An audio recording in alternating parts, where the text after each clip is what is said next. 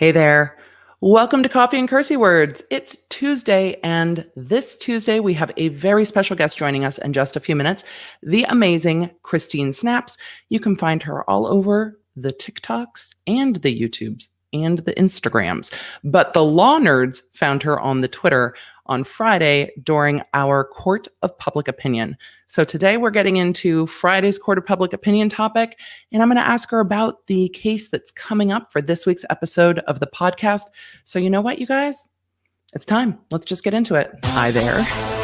If we haven't met yet, I'm Emily D. Baker. I'm the badass lawyer, host of The Emily Show podcast, and I am a legal commentator breaking down the legal shit behind the news and pop culture stories that we all want to talk about. I have been a licensed attorney for over 15 years, but this is not legal advice. I am a big fan of the Cursey words, so headphones are recommended. This is where the law nerds unite with facts, not fuckery.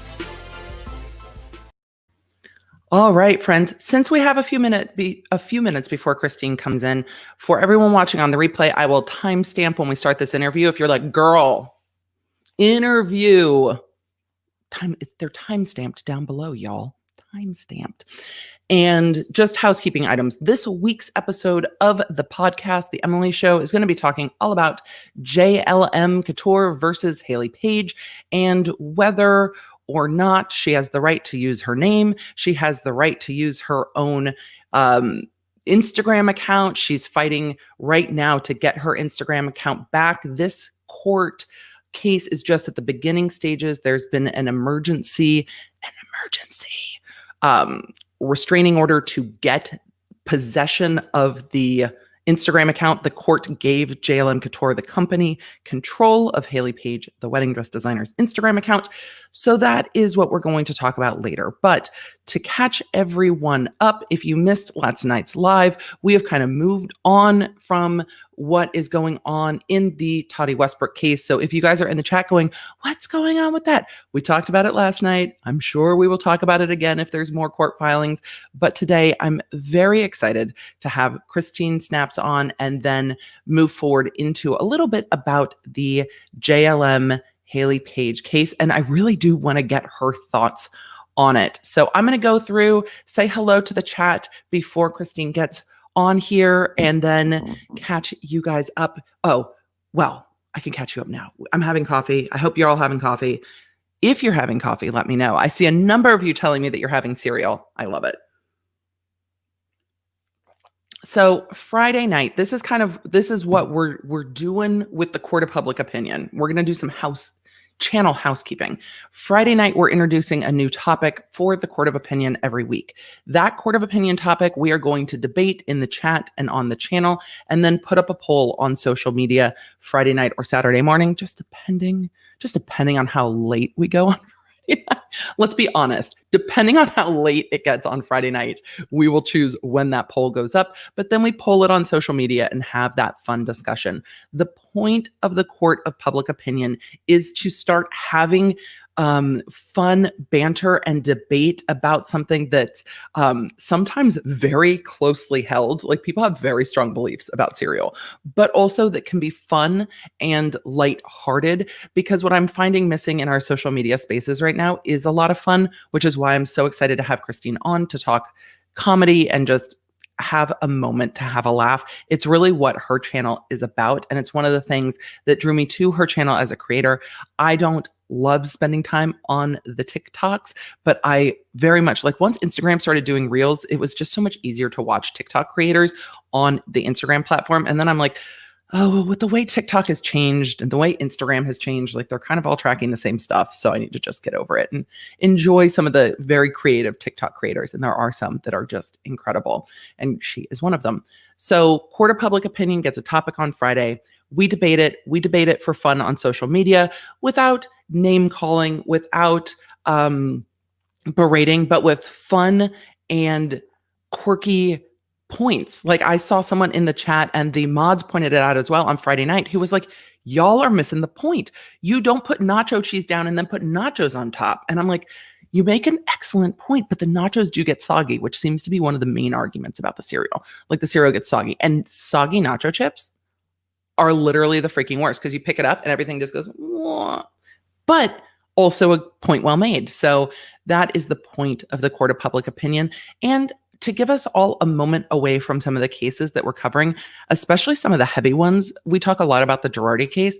It's heavy. Like it's an emotionally heavy case to talk about. So being able to step away from those and do something fun is the plan here. Court of public opinion on Friday. We do our public opinion ruling on Tuesday during Coffee and Cursey Words. So it kind of keeps us moving through the week. And then Tuesday, we generally do housekeeping for the week of what I expect coming up. Tomorrow, of course, is the podcast episode that goes live in premiere at 11 a.m. Central Standard Time. And the premiere is just the video that has been recorded with the recorded podcast and a chance for us to chat in the chat, which I love because when I'm live, I don't always get to really chat. Michael, thank you so much for your support. I know you're very excited. You guys, we're just going to stand Christine before she gets here for a minute. She's like, I might be a few minutes late. We talked about it. I'm like, girl, take your time. It's fine. Cause she was at work this morning and I was like, friend, how are you creating and working? And I can't wait to ask her about that. So it's so good to see you guys. Go ahead and let me know in the chat generally where you're watching from. I love seeing it. This Annalisa said 3 dislikes and it ain't even started. Annalisa, this is, as the channel grows, something that's more common. I actually commented on this phenomenon during the last Apple launch event because I watch all of those live. The event was like an hour out from starting and it had thousands and thousands and thousands of dislikes because there are people who are just like, whatever, it's an Apple event. And so, that's what's going to happen as channels grow. I've seen it on most channels that people are just going to come in and just be like, whatever. It makes me feel better to thumbs down it. I'm like, dude, engagement's engagement. We cool. Are we in session yet? We're almost in session, Allison. We're almost in session. Hopefully, if you can't see me, go ahead and refresh and you should be able to see me. So our chat just bumped up. I love that you guys are telling me exactly what you're having for breakfast. Oatmeal with dried fruit. Love it.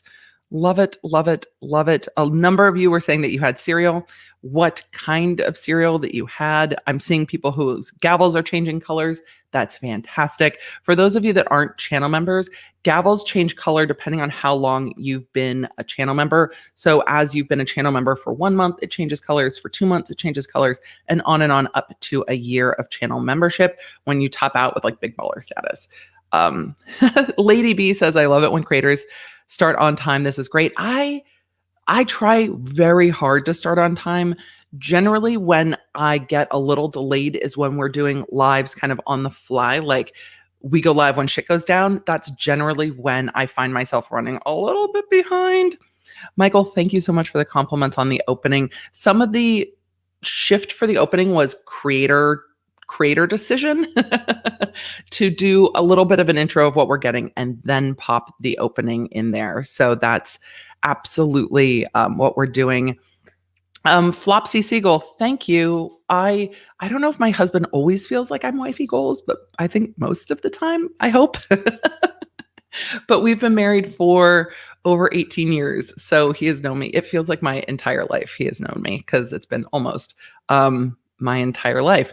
So Ariana, getting into today's topic, cereal first, then milk. If there's milk left over, more cereal. See, and if there's milk left over, more cereal means that the cereal in some bowls, like in the second bowl, cereal comes second, which we will definitely talk about. April Smith had an egg casserole and coffee for brekkie. Sounds delicious. Nearly lunchtime and wedding soup and watermelon propel on deck. I don't even know what that is, but it sounds amazing. That sounds very fancy, April. I mean, I'm still having coffee. I haven't had food yet. It's bulletproof coffee though. So it is what it is. Oh, Jean Mechanic, 18 years. Congratulations. Thank you. We have been together for 22 years, 23 years. I don't know. Something like that. Peanut butter on toast for breakfast. I love it. I love it. Oh, and And I do forget this, Julie, sometimes, that just because it's 11 a.m. Central, that we do have a worldwide audience. So you guys are like, no, it's dinner time. It's not always breakfast time. I completely understand that. I'm going to catch a few more of your question. You guys are all talking about wedding soup. I'm going to have to Google wedding soup because I don't see the thing. Somebody's saying I can't. Francine said, I can't see the number counter. Are we at 100,000 yet? No, we're not, but that's okay. We're at 78.9 thousand subs. And if any of you who are watching who are not subscribed, now's a good time to go ahead and do it because we're going to hop into our interview soon. But go ahead and hit the subscribe, like the video, all the things. I'm going to answer a few more questions. Allie said the chat is flying so hard to keep up. I completely understand that. We do put slow mode on. This is slow mode being on because our daytime chats tend to have a few less people than our nighttime chats. So slow mode is on, but yes, it does. And you can always grab it to kind of slow it down. Kristen's asking, is it Italian wedding soup y'all are talking about? I definitely want to see the answer to that. Scotty Joe says, I'm having Love's Colombian roast with my creamer this morning. That sounds delicious. Sarah, welcome to the channel. I'm going to sweep a few more questions. Marky Mark said last night's live did so good. Congratulations. Thank you so much, Marky Mark. Last night's live was, if you guys haven't seen it, you can go back and see it. There was stuff going on with new lawsuit documents and stuff like that. So that's really what we discussed last night in our live, but we covered it. I wanted to make sure that today when we came on, one, I could just be a geek with Christine and talk about stuff. And two, that the chat were, and that you guys who are watching, not just the chat, but anyone who's watching, didn't feel like we hadn't gotten to address that and we hadn't gotten to address those documents. So I was really hoping to get to them so that we could just move on into something else. And some of that's going to be the Hayley Paige case. Tell me in the chat how many of you are familiar with Hayley Paige, who's a wedding dress designer, whether through Say Yes from the Dress or just from this case going down. Thank you so much. I appreciate that. I mean, my coffee hasn't all the way kicked in, and I'm feeling it. Crystal is asking, is cereal considered a soup? I think we need to ask Christine that. Once we kind of get our final ruling on, and I should actually pull up Twitter because I'm going to show the results of the Twitter poll. I think once we get that decided, we need to have a little bit of that conversation because I've definitely seen it come up quite a lot. And so let me pull up the Twitters so I have that too. Somebody was saying coffee and eggs. That is a favorite breakfast of mine as well, especially if there's bacon, because always bacon. It's lunch. It is 6 p.m. here in Sweden. Hello, Sweden. Oh, I love seeing what you guys are eating, but now y'all make me hungry.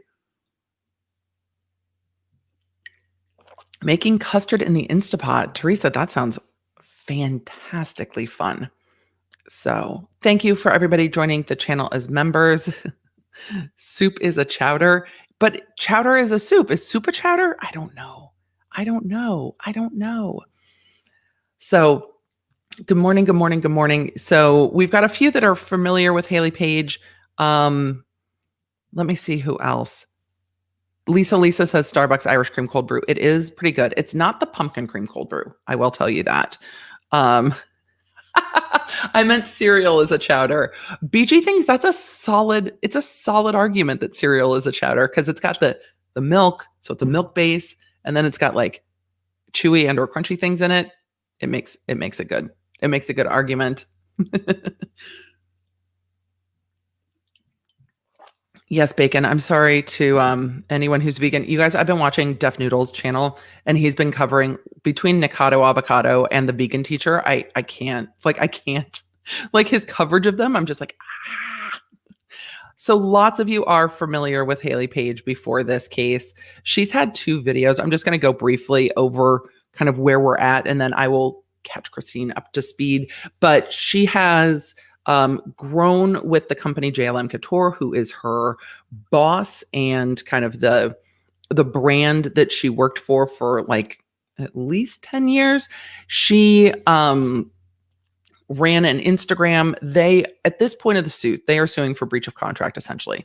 But at the beginning of the suit, they are saying, we need your Instagram account because it's a business account and we own the rights to your name. So there's kind of two issues going on right now: the ownership of the rights to the name, and then the ownership over the Instagram account. And it's an Instagram account with over 1 million, could be over 2 million people on it.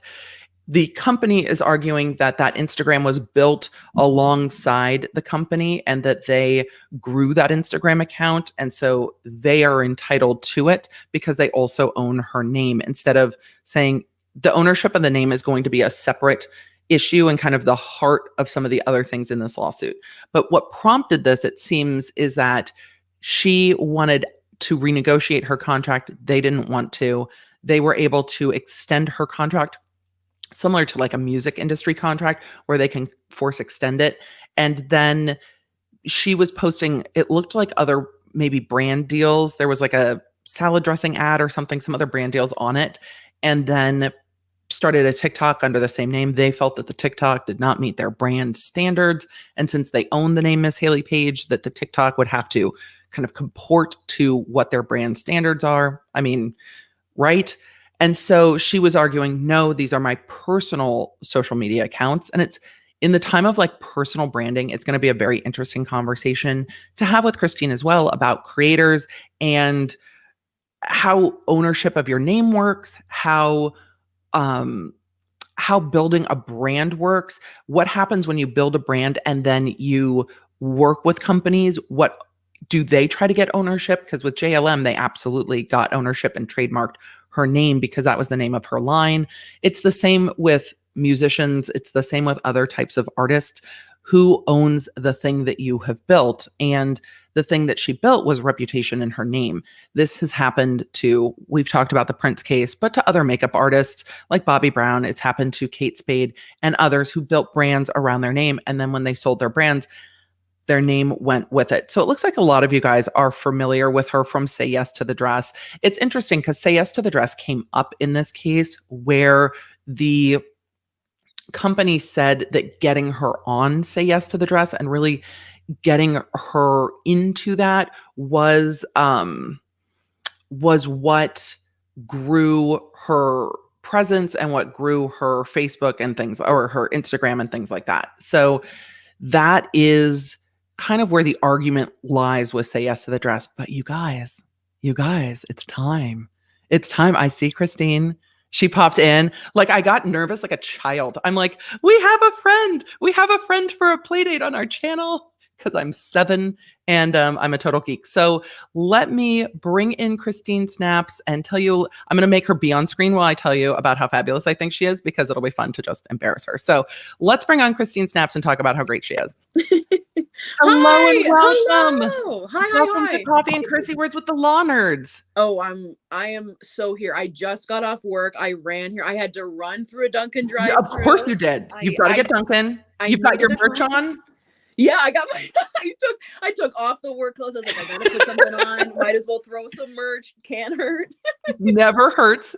Totally stand by it. I know people are so excited to be here. I'm sure your audience is excited to be here. Do they call themselves the Oldie Moldies, or only some? No, I almost feel like Oldie Moldies, which is a newsletter I started just talking about. I said when I'm old and I'm in an old folks home, I hope my only goal is to be surrounded by my friends and all we do is walk around and talk crap about people. Yep. I think that's like something kind of totally separate. We don't really have like a name or like a fandom name or anything like that, but I don't, maybe like the Snappers or something. I don't think we ever figured it out, but yeah, everyone's an oldie moldy in my book. I love it.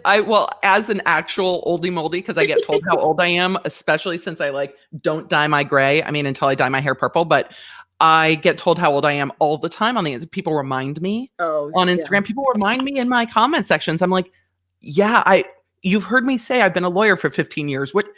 Like, there's a lot of school involved.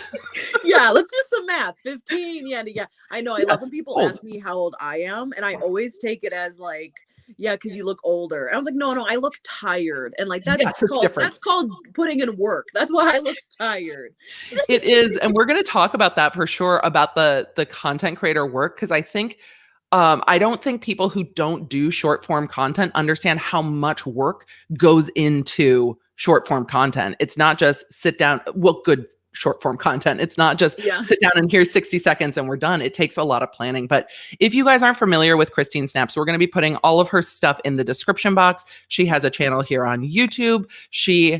Main platform is TikTok. You have over 4.5 million followers on TikTok. Yeah, which is, I don't need to tell you this, you know this, but I'm like, I can't wrap my brain around 100 people watching. But yeah, it's up there. It's a lot of people, and that's incredible. You are a self-described girl with a lazy eye and a cacti, and we're going to talk about the cacti. But Christine's also a hilarious comedian, content creator.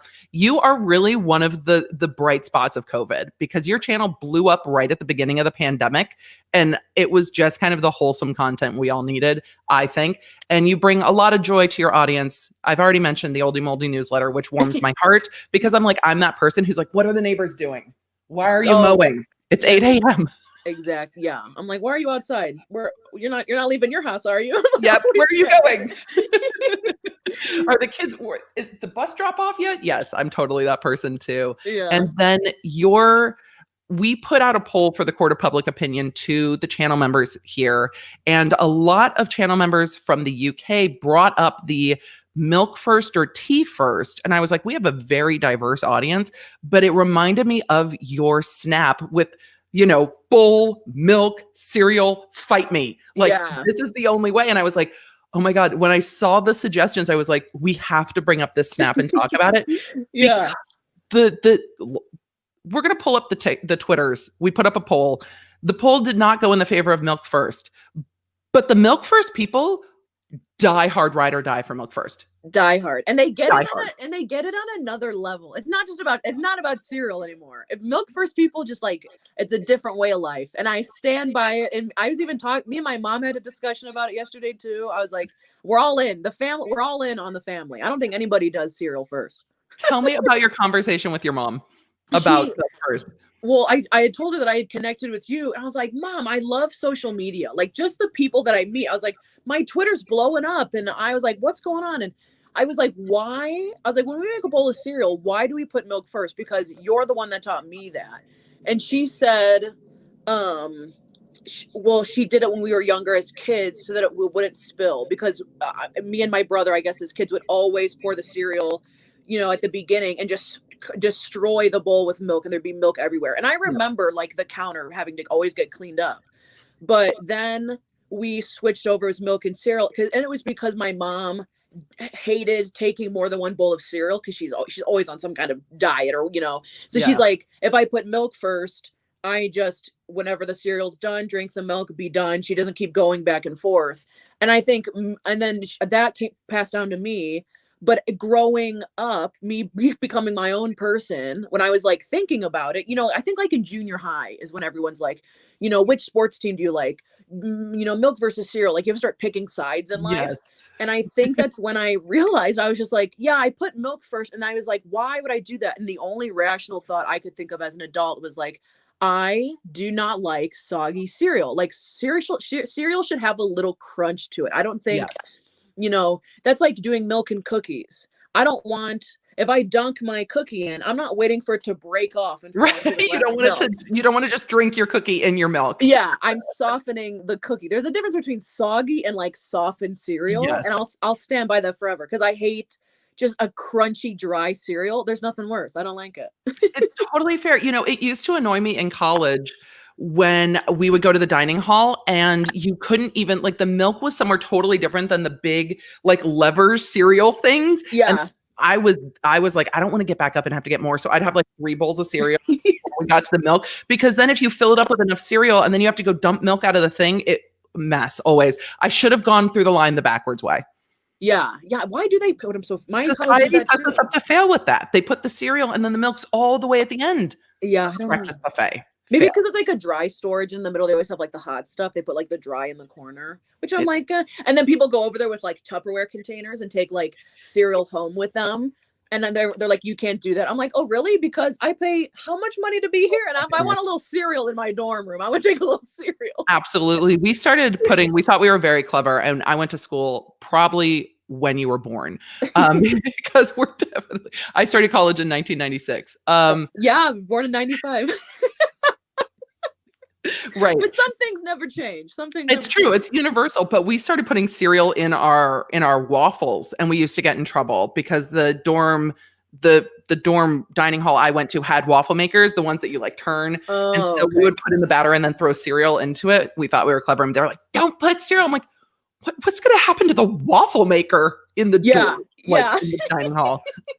Hey, when I lived with like 4 other girls in a house, if I didn't find at least a random fork in there from somewhere from the dining hall from 2 years before, I'm like, who took this fork? Like, how did this get, Yeah. And you're like, okay, this glass I think is from the dining hall. It was just like, The plastic ones with the nubby. yes. But someone told me once that colleges put in as part of your like tuition, or at least mine did. They put in like a couple extra bucks for all the stuff that gets like stolen. So I'm Right. like, it's like going to the store and I already bought stuff. I'm like, I'm just picking it up. It's redistributed, not stolen. It eventually makes its way back or to another student. Everything gets repurposed, right? Yeah. Oh, exactly. It all just gets repurposed. Yeah. Because I played water polo in college, rooming with other athletes, everything smelled like chlorine all the time. Like you could smell us coming into the dining hall. I played water polo, not in No college, way! but Stop! in high school. In high school, I played water polo. I never meet anybody who plays water polo. I That is played water polo. amazing. I was a whole set and a whole guard, and I was a whole guard in college because my arms are short, so I couldn't set very well because I Yeah. T-Rex. So They would move me around. I think we have different terms because I didn't play like we called it a D hole, defensive Yep. hole.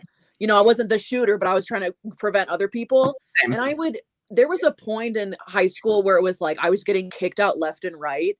Just not even for We're the being same person. not even being over the top. It was just like it looks like I'm being over the top when really I'm just like standing there blocking.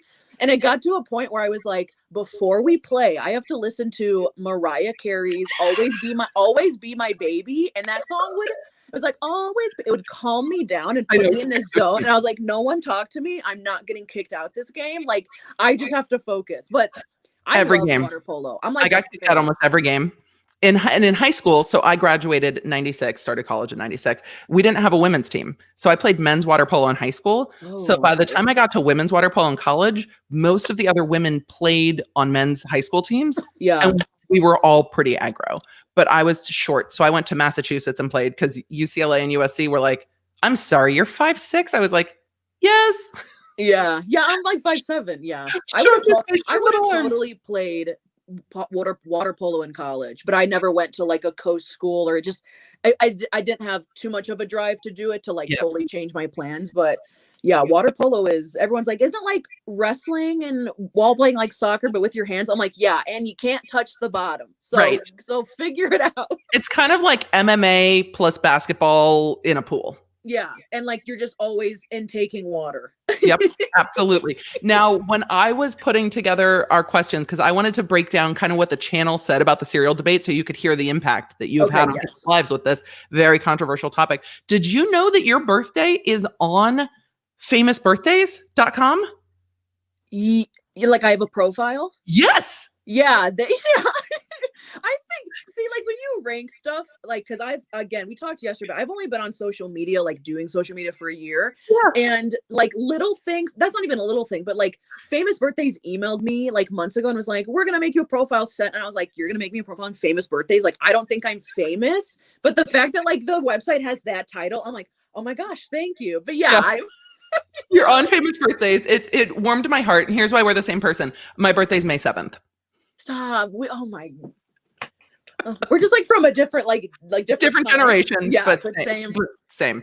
Not nearly as many TikTok followers because my audience knows when I say goodnight at the end of the night, my mods are like, all right, set a 30-minute timer and we'll be out of here in about 30 minutes. She's going to say goodbye 700 times. Yeah. So to try to do 1-minute content, I'm like, ooh, it's gotta be a lot of thought goes into telling a story inside of a minute. Yeah, I think that's probably the biggest difference between you and I now that we're talking is I swear my brain only works in like 1-minute segments. Like I could picture like a music video, a theme, like you want to talk about greeting cards, you want to talk about like the newest drink at my brain could compress everything into a minute. only because it just feels like comfortable. I can hold people's attention for a minute. That's why short form content has always made sense to me. And there's like, and thinking of the workload too, to be like, if I'm, putting in so much work on a YouTube video and it's like comes out to like 8 minutes. I always get discouraged sometimes because I'm like, okay, I could have cranked out a couple Right. TikToks of the quality that I like, but at the same time, I put out a YouTube video the other day of like a behind the scenes of me making one of my TikToks. And it was a very simple storyline. It was me teaching my dog how to do a trick. A news reporter breaks in and ends up like interviewing my dog in the middle of us training, and the dog does the trick. He like tells her a secret. That was the trick. I love that. People are like, oh, I thought maybe that took 5 minutes. It took me about an hour and 40 clips. Yeah. So I was like, yeah, it just depends on your workflow. I know people that can streamline TikToks much faster. But again, it's just what I feel comfortable with, like workflow, and then the way that my mind works. You do a lot of shots, which Yeah. you really do pull a lot of shots in to tell your story, which I love. Cause I mean, my content is literally like, there's documents, stuff happened. We're going to talk about it. I make jokes. I say curse words. Like, we do long form chat through it content, which is why, like, even for me to get used to Twitter, it's very hard for me sometimes to be like, can I adequately express myself in a very short? I'm used to taking big ideas and making them simple, but then also making them short. Whole other skill. Skill. And I think that's another thing about content, or like TikTok in particular, is it's just videos. You can't even do like an updated status. Like I couldn't put out a thing on my TikTok saying like, guys, having a bad week, content's not coming out, stick with whatever. And I don't think you can say a lot in a minute. And I'm never going to tell you who I am encompassed in a nice tight bow in a minute. So that's why I keep a lot of my content like one step away from not who I am, but like I'm talking about stuff like a third party non-biased thing, like, again, like greeting cards or the cactus stuff. Like it's not, the more I make it like personal, the more questions people have, and the more I can't put it in a minute. That's where I look at YouTube to be like, okay, I could sit down and talk about, why I chose the major I did and why I played water polo in high school, stuff like that. Yeah. Now, for those that don't know, the major you did in college didn't exist when I was in college. So this is really? Something that I was talking to Adam McIntyre, who's a young creator here, who's in Derry, Ireland, and was going through like a film for media course. And he was like, they are still behind even where I'm at as a content creator trying to catch up. And you did a very similar kind of directed course towards what you wanted to do versus me, who was like, I want to go to law school. You do political science for that, right? Cool. Yeah.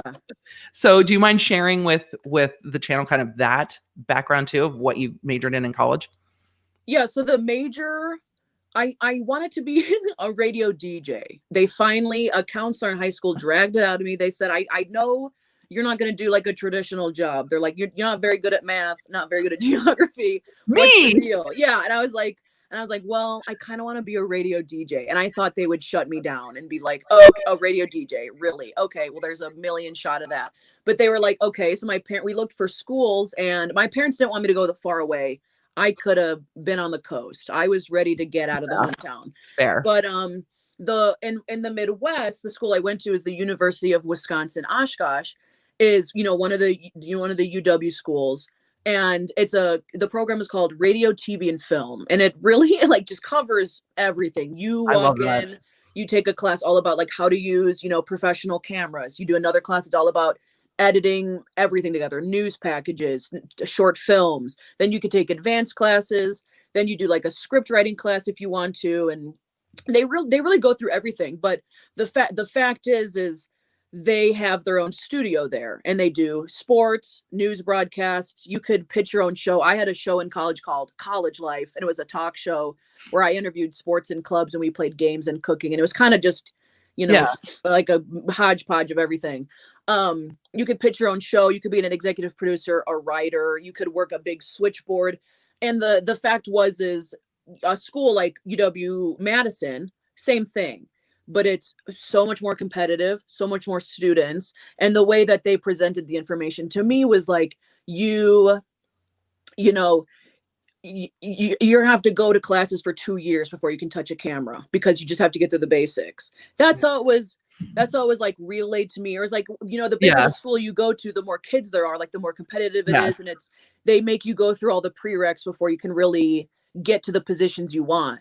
At my school, it was like, you want to you want to be a camera operator first day, you just walked into the studio after class, sure, come here, stand right here, put Awesome. on a, you know, very, very hands-on. And I think going the radio route, I think my first like winter semester, there was like they have like big semester, then they have like a smaller semester, you take one class just to get it done.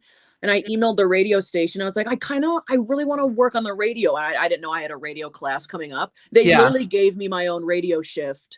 They're like, That's sit awesome. down, you do jazz 3 to 5, don't leave this room, old school, put the CDs in, tell them Yeah. the news, you know, that stuff. And it was so hands-on, which scared the crap out of me. I mean, besides that radio gig, for the next 2 years, you didn't see me in the TV studio. I avoided it like Corona. I was like, I can't. And I was like, I don't understand what I'm doing. You're just going to throw me in. Yeah. And then it got around to the point where I had taken the classes and I knew what I was doing. So I went in there, and then I just was so hands-on. I was in everything. I would leave there at 2, 3 in the morning, just sitting there with like people editing the news for the next day. And I'm like, I'm just learning and absorbing. And it was the most hands-on major. The nicest people, in the school was small enough that I was like, I could get a grasp on it and be like, I know most of the people here, you know, I feel like I'm learning something. And that's kind of where all my editing and my storytelling comes from, is from college. And that's how I learned. That's amazing. There's not a lot I've found in education that can make up for that hands-on experience of just doing it, because until you do it and then see how it goes right and see how it goes wrong, you don't know what to do next time. It's just that hands-on knowledge is ingrained.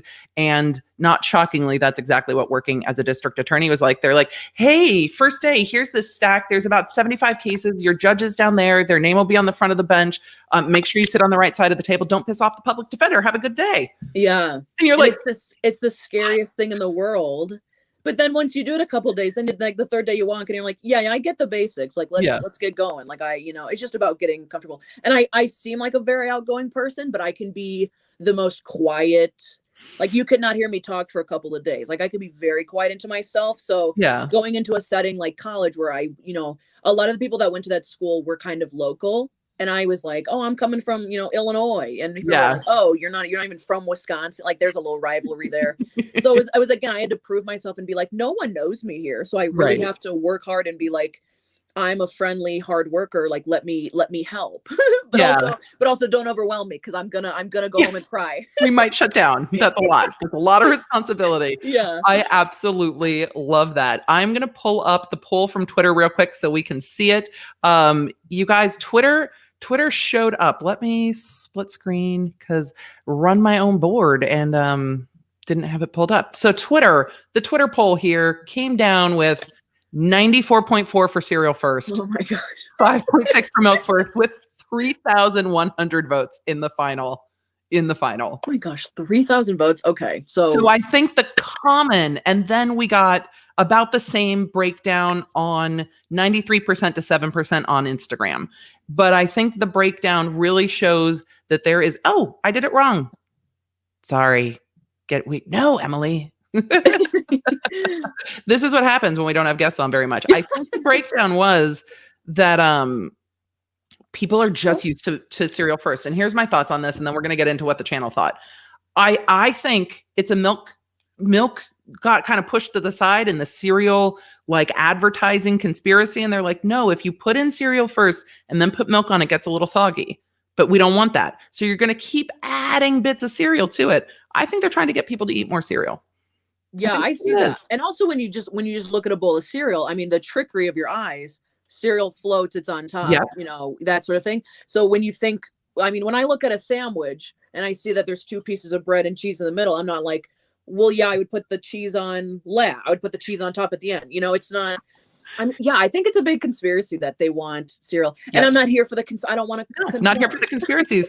I also think, like, if you put the milk first, you're highlighting the milk in those commercials, so that the cereal commercials want to highlight the cereal. So you just kind of sprinkle on the milk and then forget about it at the end.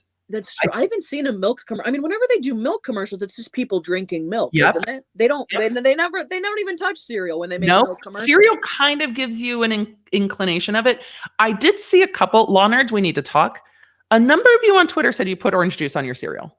What is that? What brand of cereal? First of all, what flavors are we mixing? They were like, no milk, orange juice, and I was like, I think, are you messing with me? Or there were enough people that were like, no, yeah, orange juice. I'm like, yeah. How's that decision made? But like I respect it, but I will not sit with you and eat breakfast. I will take it to another room. I just don't even want to look at you eating orange liquid with, your Special K. I'm not in the mood. Can't do it. Can't do it. I was also sent another TikTok from a different creator who had the quintessential full bowl of cereal, dumps the milk, trickles out. No more milk. Lots of cereal. Only a little wet. And I was like, that's the solid argument for milk first. Yeah. It's also like I made a follow-up to that original TikTok about cereal versus milk, and I knew it would cause a lot of controversy. That's why I made it in the first place. Cause I was like, well, I do believe in this, but also it's just going to start a fight. But I honestly, people are like, well, you don't know how much milk to put. And I was like, well, you can see when you put cereal in first, you can't see the milk at all. So right. What are you talking about? If you see the milk rising, you judge it based on the bowl, not how much cereal you're going to eat. And I never understood that. So I was like, well, if you don't understand ratios, then maybe you put cereal first, like just digging in on like a different space to be like, maybe you don't get math very well, even though I'm one of the worst. Which is very funny. We've got, Kimberly is bringing up a common thing that happened. My brother does water on his cereal. He refuses milk. The lactose crowd definitely said, I feel excluded from this poll. I do dry cereal. I do water on cereal. So I get it. But I've never had what. I mean, I'll try. I got nothing against trying water with cereal. Yep. And then Evan shared that my grandpa did orange juice on Rice Krispies. Right. Okay, well, Rice Krispies I understand the combo. Okay, yeah, they don't have a strong. At that point, if the Krispies get real soggy, it's going to taste like pulp. You're not going to know the difference. It will taste like pulp. That's exactly what it will taste like. Yeah, that's exactly what it'll taste like. So Cynthia over here on the YouTube said, I'm definitely a cereal then milk, but depending on the cereal, is it good soggy? Is it like Cookie Crunch? And then I see milk, then cereal, like dipping the cookie into milk and eat. So there was definitely some thoughtful consideration going on. Yeah.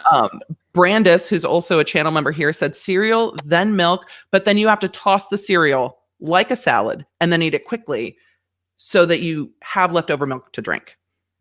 Yeah, that was another point everyone kept bringing up when I made that TikTok. They're like, how slow are you eating cereal that it gets soggy? And I was like, it's just the principle. If you smother something in a liquid, it's already starting to deteriorate or change texture. Like my brain does not have time to comprehend what's happening. We just need to like eat fast. But what was we can keep talking about it, but I don't drink tea.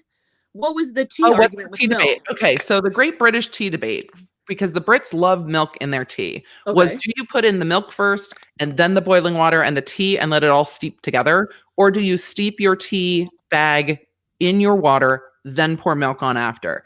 I was informed by a number of people that this used to be an upstairs, downstairs thing. So people who had less expensive china or less expensive drinkware put milk first to cool down the temperature so that they wouldn't crack it with their hot tea.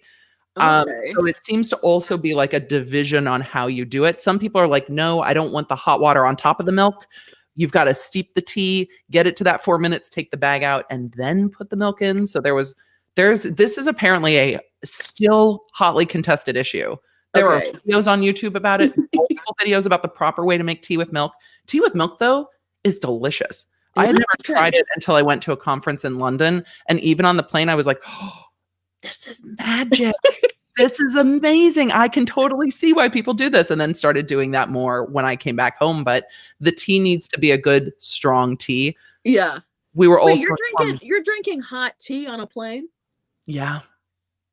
British Airways was classy, man. That's a whole nother. We could get something about liquid and when you're in like a machine that's going that fast in the sky. Like all you're gonna do is hit turbulence as soon as I bring it up to my lips. I hate all liquid on planes.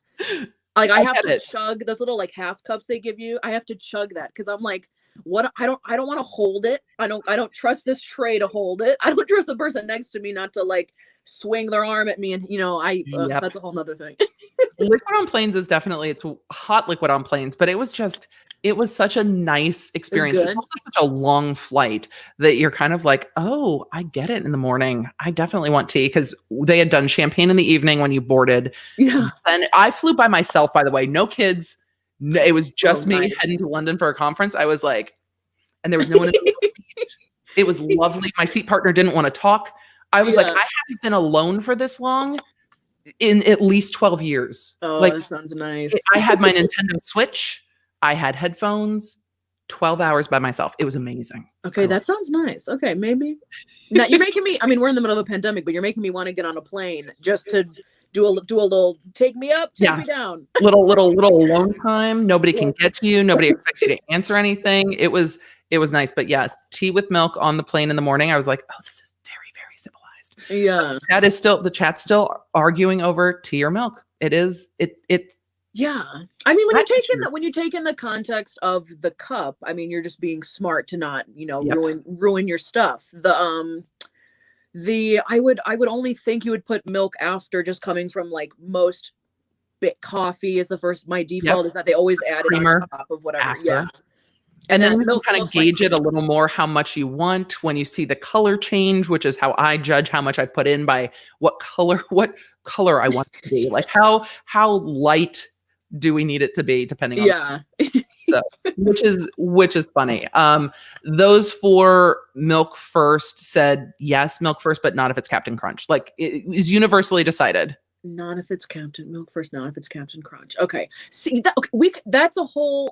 Captain Crunch puts its own category. Yeah, I really like how surface level the argument is, just milk versus cereal, and it's kind of such a dumb debate. But like, if you really want to get into it, like, what don't eat a lot of types of cereal. I have not run the gambit. I haven't had Special K and Rice Krispies. Like, I've had a little bit of everything. Yeah.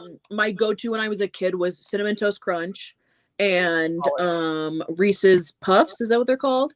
I don't know. But like Reese's cereal. They're like peanut butter, like they're like little like peanut butter balls and then little chocolate balls. It was like sounds delicious. It was like borderline like a dessert cereal. I mean, it is like, it's not, there's nothing healthy about it, but I wasn't doing the like Lucky Charms and the Captain Crunch. That was not brought into this household. And I never as an adult was like, I'm going to go buy that for myself for once. So, I mean, it really depends on the cereal too. Like if you're eating like a Special K and a Frosted Flakes, those flaky thin ones, that's what I can't stand, that gets soggy. Oh, they get soggy so fast. And then they're like cardboard. Tastes like you're eating a leaf. I'm like, no good at all.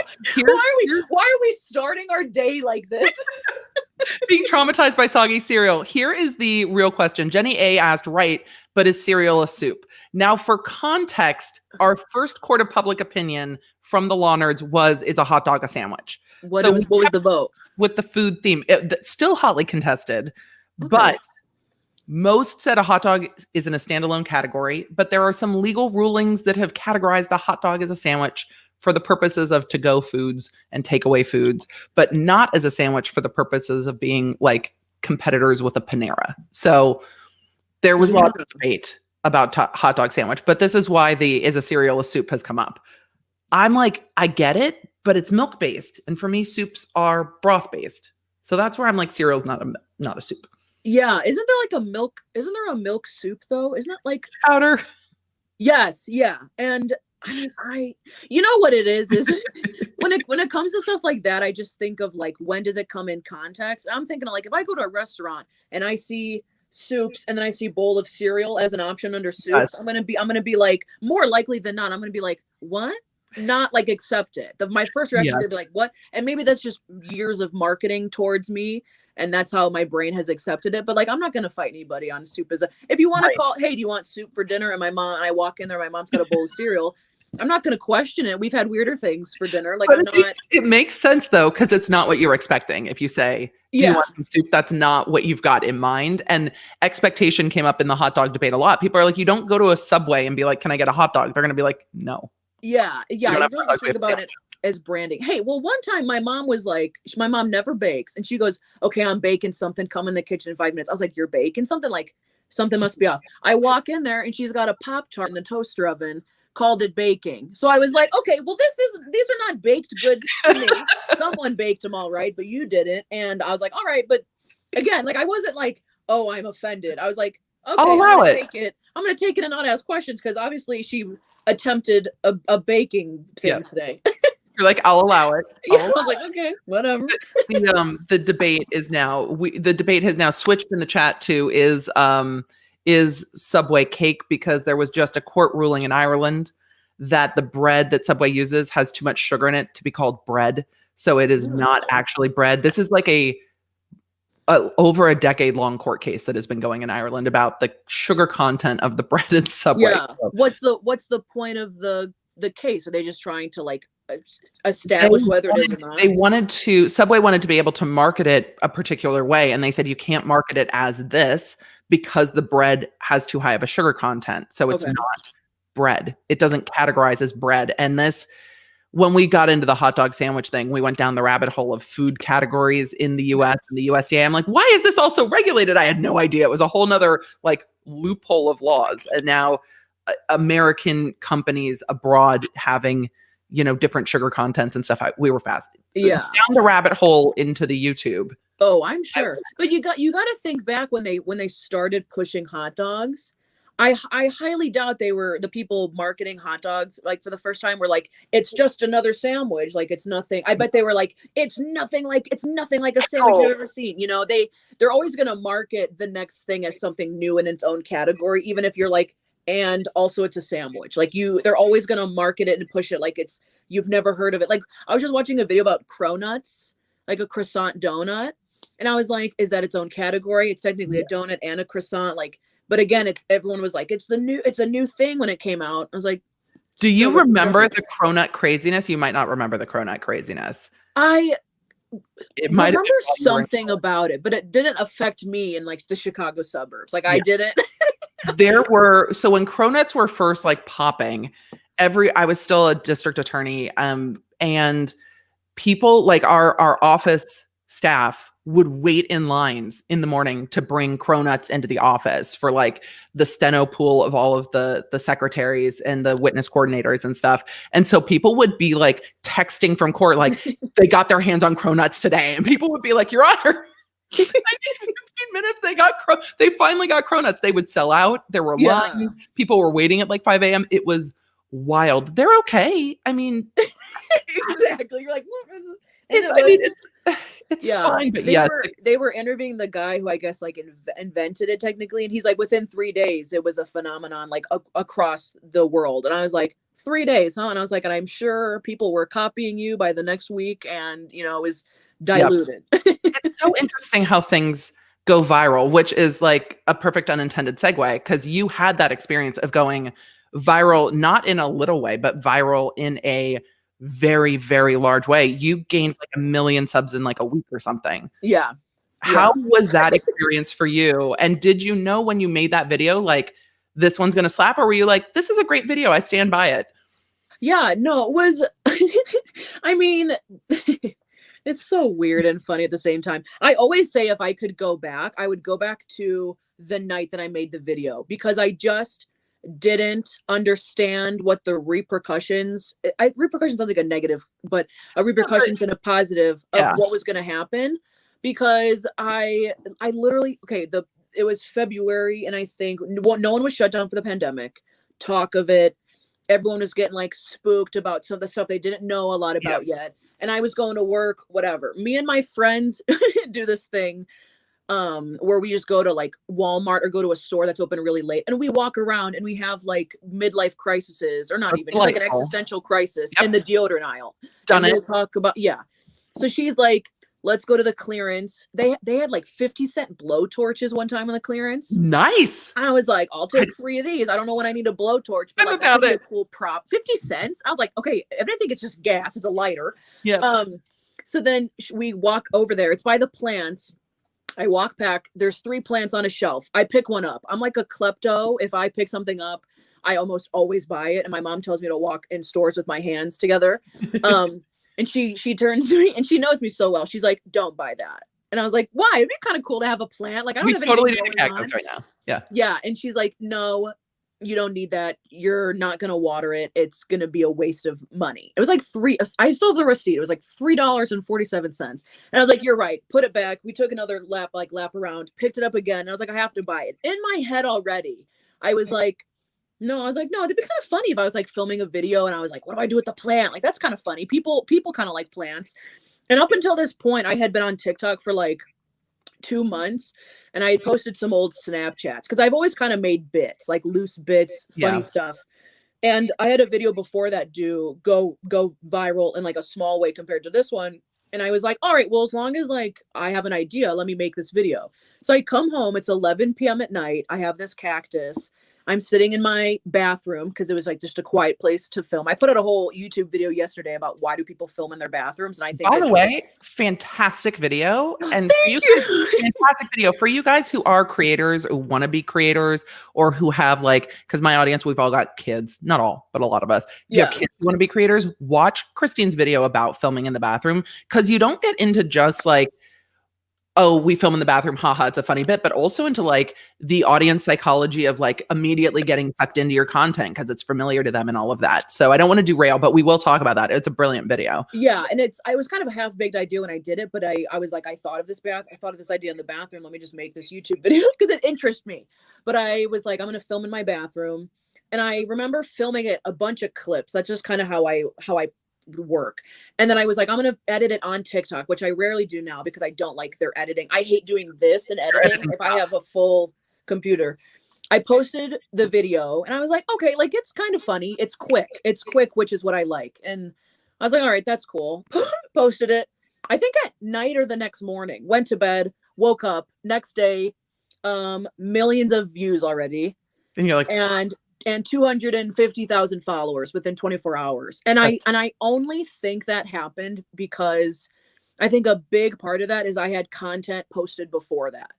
Because when I look at viral videos and I go to their page and that's like one of 2 videos, I'm like, I'm not going to follow you. Yeah. If the algorithm thinks I like your stuff, you'll come back around. But I had other videos on there, just kind of random bits and skits that I had done. And I think that's helped a lot. But so then within the week, so now I'm having like a crisis where I'm texting my friends who work like in media and, you know, the TV industry. And I'm like, what do I do? And they're like, weird. They're like, just keep posting, like, just keep making videos. They're like, you have videos. I have my old Snapchats. I save everything. Yeah. Or like, just keep posting. So I did. And within the week, within 7 days, I had 1 million followers. And at that time, it was like no one's leaving their house. Yep. Whatever. So I remember like 11 p.m. at night, I'm sitting in my room crying of tears of joy because I just hit 1 million followers. But it was like also such a lonely experience to be like, you know, like it's whatever, you know. And I remember and everybody's like, okay. Yeah. And it was great. And but again, I was so confused. I was like, wait, is this like my job now? I was like, could this be a job? Like, what if I just keep gaining followers? Like, isn't that how people do it? Like, what I just, you know, is this like a cool side thing that I would do? Yeah. And I remember grabbing drinks with my friend at some point, and he's like, you're acting kind of weird. And I was like, yeah, I know. I just like have a lot on my mind. And he's like, what? And I showed him the video and he's like, are you kidding me? This is amazing. I was like, yeah, I know, but I just don't want to talk about it. Like, I don't want anybody to know. And he's like, people are going to know. And within so the video got posted within 4 days. My brother had caught wind, and he sends me a text, and he's like, "You have to tell mom and dad." And I was like, "Why would I?" Wait, you hadn't told your parents at this point? Like, I have a video that just went viral on TikTok. No. Yeah, and they did it. At this point, it was 400,000. I remember because I sat them down and I filmed it, never put it out. But I was like, I sat them down. And they're like, what? And I said, okay, it's not a big deal. Like, I think they thought I was going to say like I was pregnant or something. Oh, absolutely. But I was like, they thought you were going to say that you were pregnant. And I was like, so I kind of posted this video. It went viral. I have like 400,000 followers. And I was like, it's not a big deal. Like, nothing's going to come of it. I said, but if someone asks you at work, my mom works at a school. My dad has his own company. And I was like, just act like you don't know me. Act like you don't know what they're talking about. And they're like, okay. Like they did not get it. They did not get.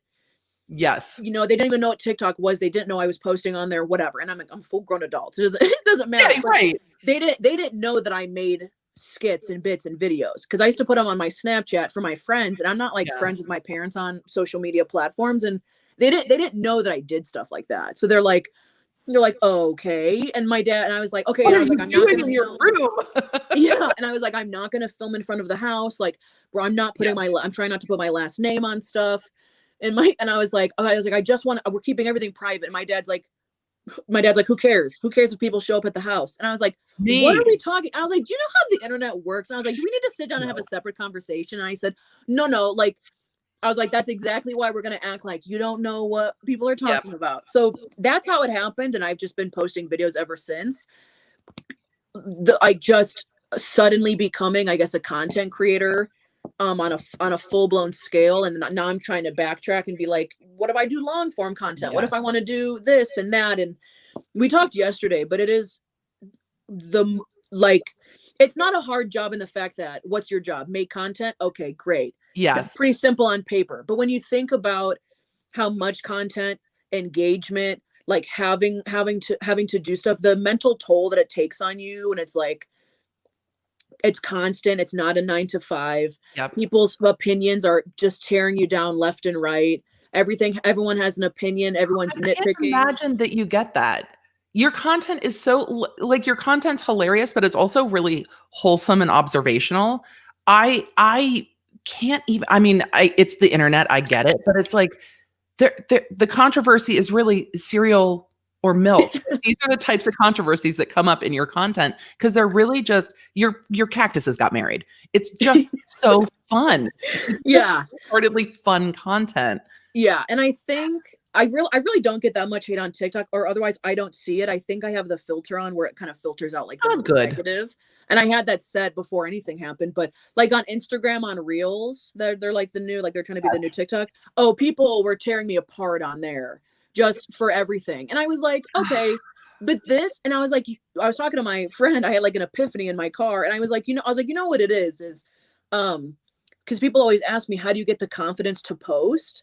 And I was like, I think you have to be, you're always going to be your biggest fan and your biggest critic. You have to be, if you're like 49% your worst critic, you have to be 51% your biggest fan. Like, the only reason I post is because I like my content a little bit more than I hate it. As much as I'm like, look at videos and I'm like, this isn't funny, but I'm like, and then you look at other stuff, you're like, even if this video is not funny, it's edited well, the lighting is good. Yes. You know, I have clothes on besides pajamas. Like, if you really break down the content, like, how are you going to fault somebody for like trying and putting in effort? Like, it's not just that it has to be funny. Everything I do isn't funny. Like, it's not, it's a whole, I mean, I feel like I'm the same person from a year ago, and I feel like I'll never change. Like, I've always kind of known who I am, and I just kind of, if no one talked to me tomorrow and whatever, like, I would still be the same person.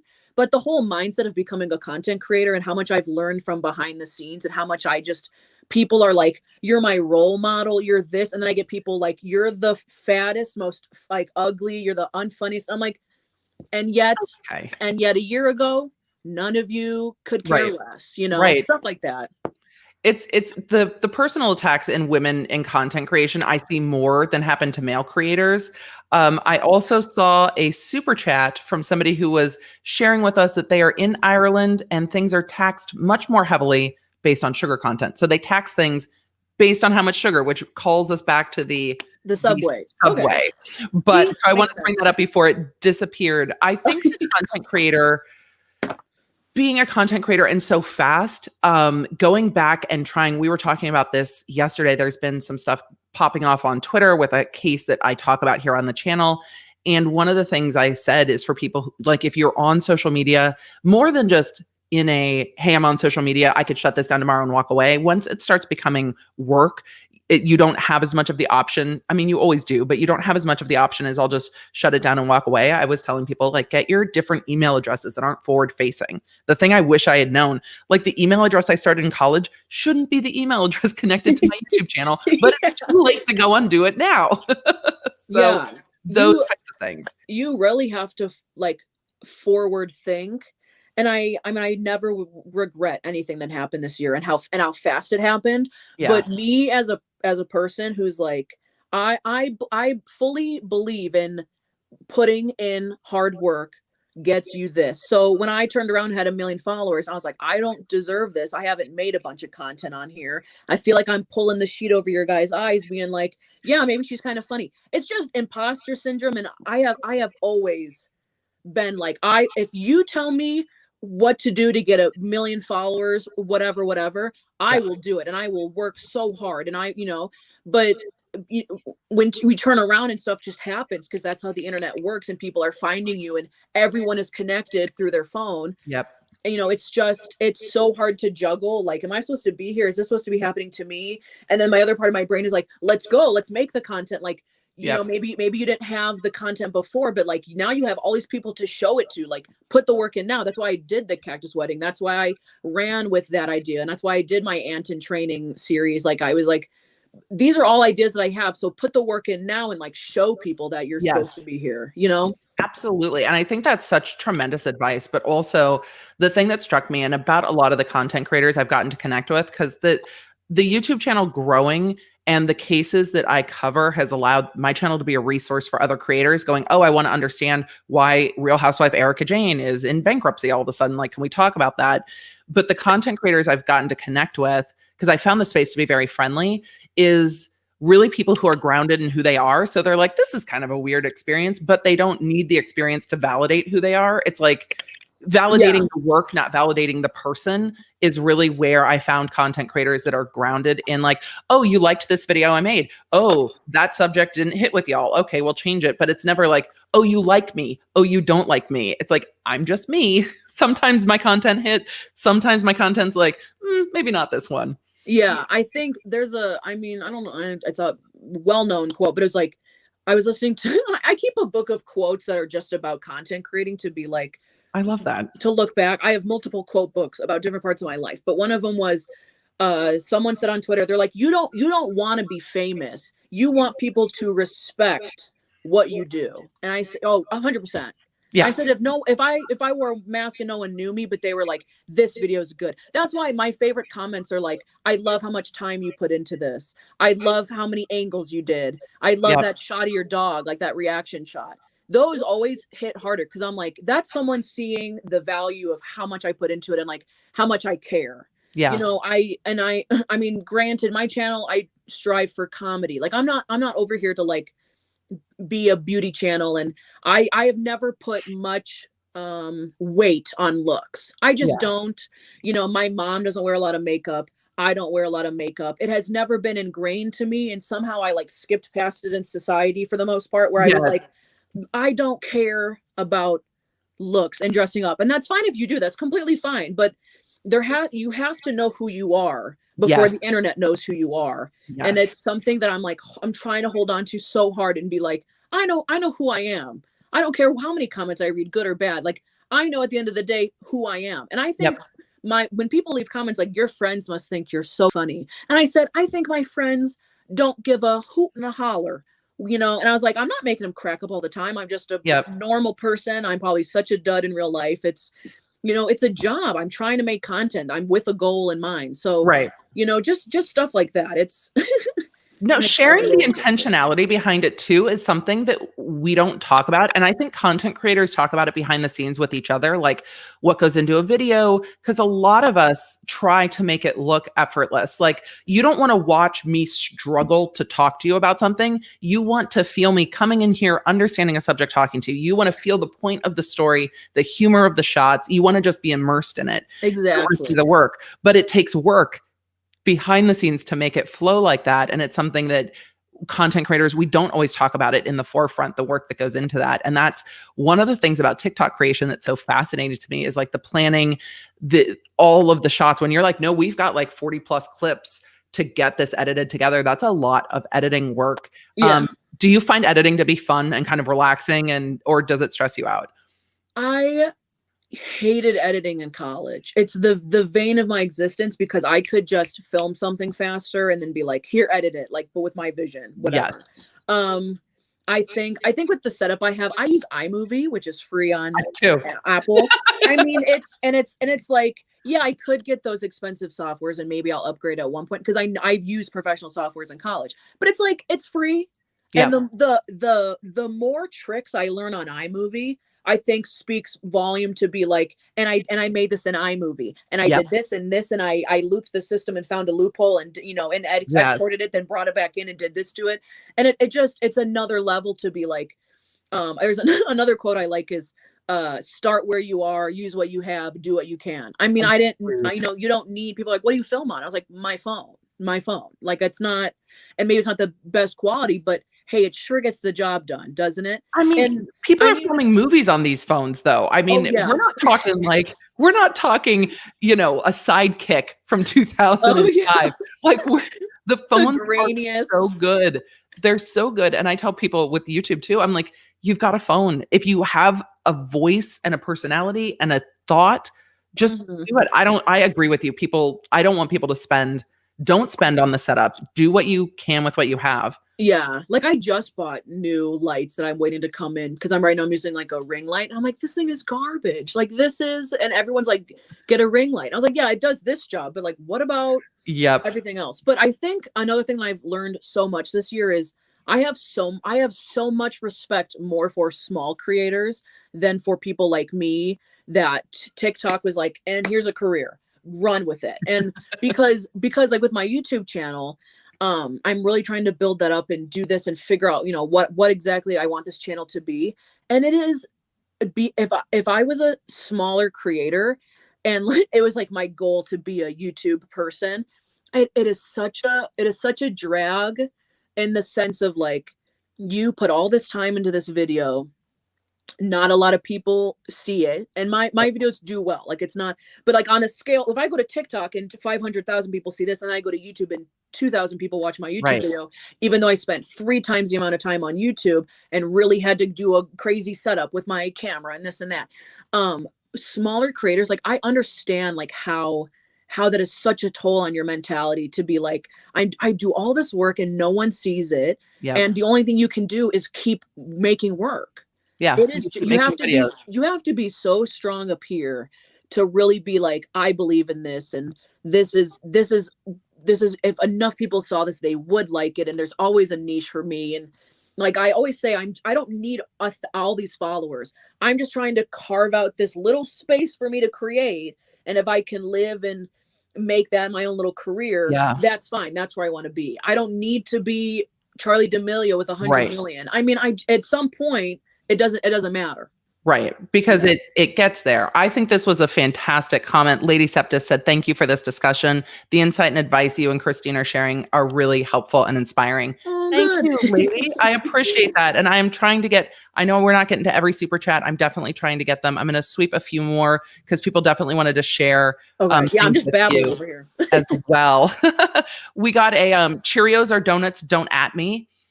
And from the same, ketchup is a smoothie, don't at me. I'm like, you wouldn't go ask for a smoothie and get ketchup, but I'm allergic to tomatoes, so I don't even know. Ketchup is just one ingredient. I mean, well, I would argue. Yeah, I would argue.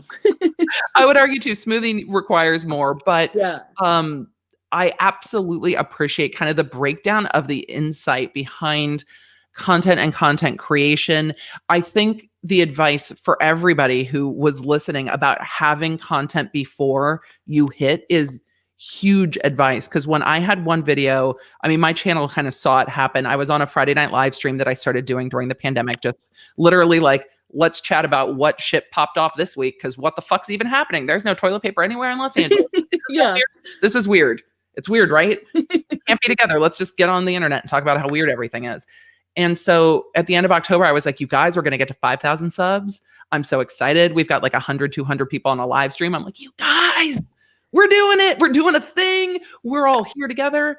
And then a video took off, and then it was 2,000, 3,000 people, 4,000, 5,000 people, 6,000, 7,000. And then the channel grew from then. Where are we? We're almost at 79. Y'all, we're at 78.9 still. Are you gonna dye your hair at 100,000? Is that correct? Did I hear that correctly? Yes. Purple hair at 100K. All right. It's gonna look so good. Can we get to 100,000? I really want to see that. Here's the thing. Here's the true, because again, sub numbers are helpful for my videos.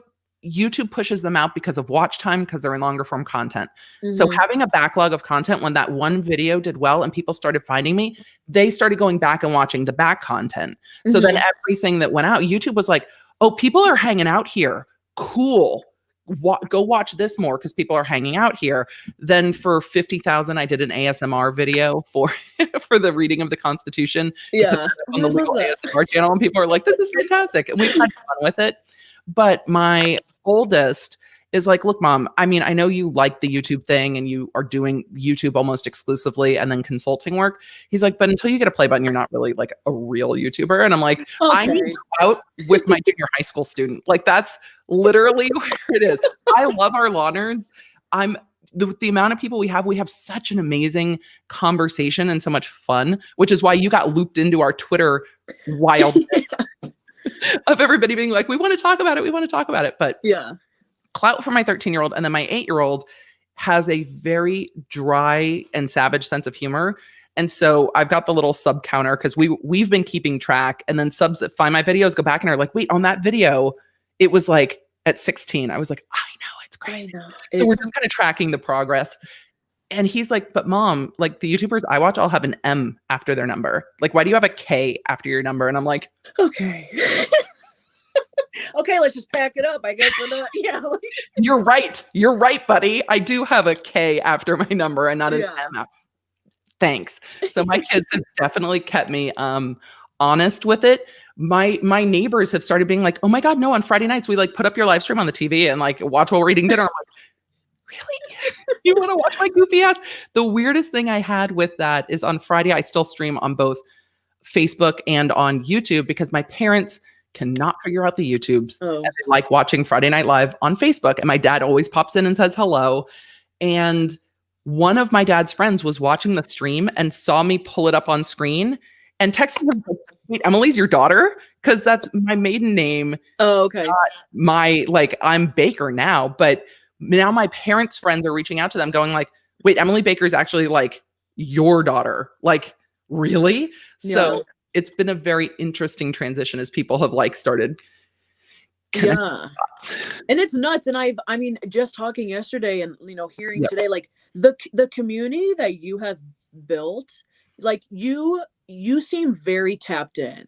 You understand who's watching, like you understand where people are coming from, and you know the source. And that's another thing I think with small creators, like as you build, like it does feel like a community. Yeah. It feels like, the longer you've been here, it feels like you have more sorority, like, or seniority, like being like, and I have a couple like people like that who they'll comment on my videos if someone's like, wait, what's with the cactus? Someone will be like, you didn't see the wedding and this and that. Yeah, your community will be like, you're new here. We've got you. Yeah, Let us tell you how it is. When you grow and you can like see the people coming and this and the shift and everything, and you really get more of a sense of community. I think every day when I make content, I'm like, I still can't get a grasp on who my audience is.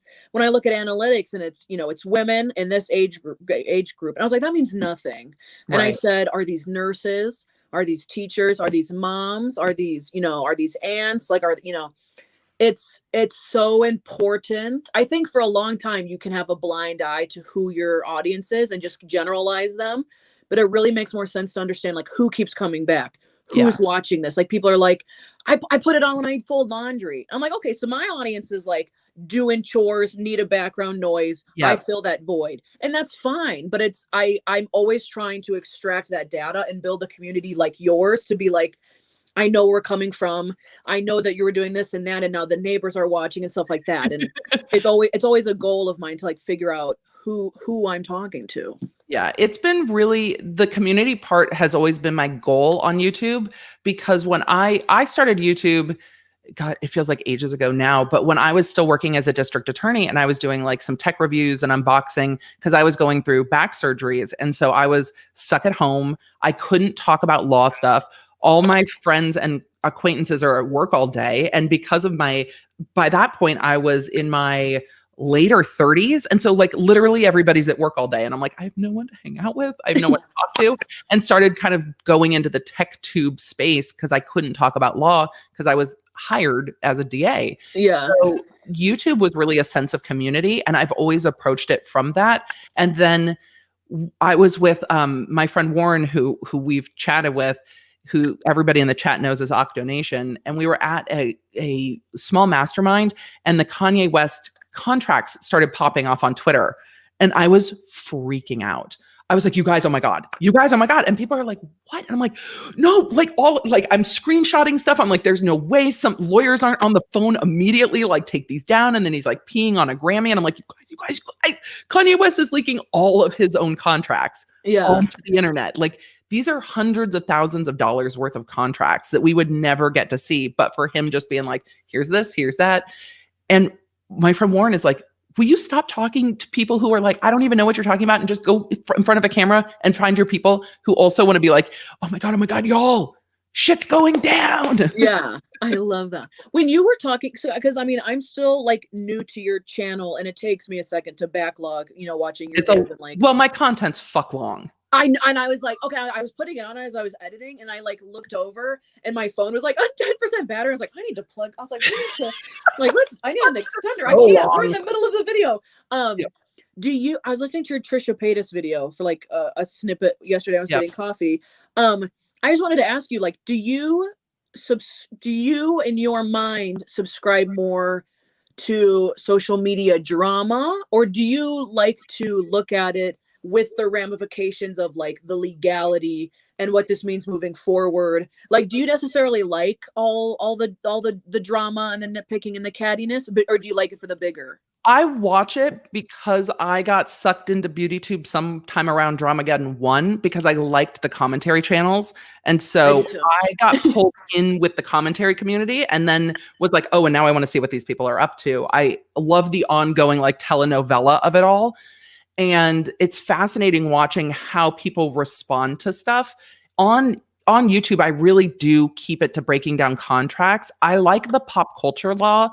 I really think that people not understanding the laws that govern our lives is bullshit. But people are like, I don't really understand defamation. I'm like, well, I can show you living examples of that through this lawsuit with players that you're already invested in, you're watching play out. And so in the YouTube space, really breaking down pop culture, I do some news just to bring understanding around like, why is this even happening? Well, this is what the law is, and this is what it says.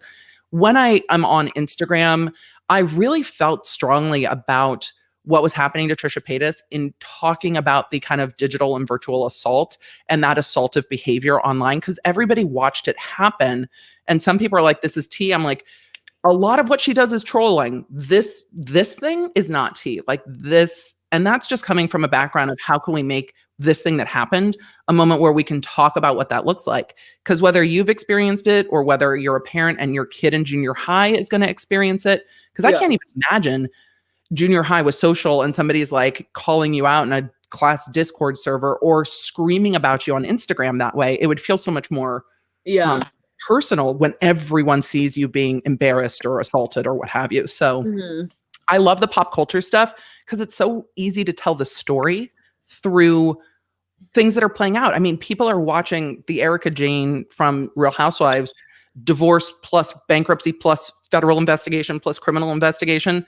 We know the players, and she's still doing stuff on Instagram. So everybody's like, we're watching it happen in real time. Yeah, it's like it's like 3 steps above a TV show, because it's not just what they edited together. It's like, and then you're watching her post on her Instagram, and then you watch her go and do this. Yes. And then she shows up here, and you're like, you're like your own little investigative reporter. But I loved, like, I was like scrolling through your thumbnails and stuff, and I love that you like do talk about the law and the lawsuits, because I mean that has always interested me, and the amount of contracts that I've seen in the last year from all the social media blow up. I mean, I don't understand how to read contracts and what I've signed and what I haven't, and again, creators don't talk about that, and a lot of times they can't. Like, you can't talk about your brand deals and your this and that and what you've signed, and it's so confusing. But then when like something negative happens and they blow up and they're suing this person, and how Jeffree Star's going to sue that app for using his likeliness, or that we can talk about that. I saw like a tweet about it, and I was like, well, it does kind of look like him. It does look exactly. It had his tattoos on the neck. But Jeffree Star is also being sued for the exact same thing at the moment, because he was selling. Have you heard about this? I didn't hear that he was getting sued. No. So he's in, well, Jeffree Star Cosmetics is in a lawsuit with the estate of Anna Nicole Smith. He had a lip color called Anna Nicole, and then he used his tattoos, one of which is her likeness, as some of the marketing materials and as the paper to wrap it in when it was shipped. So the estate was like, you didn't license her name from us.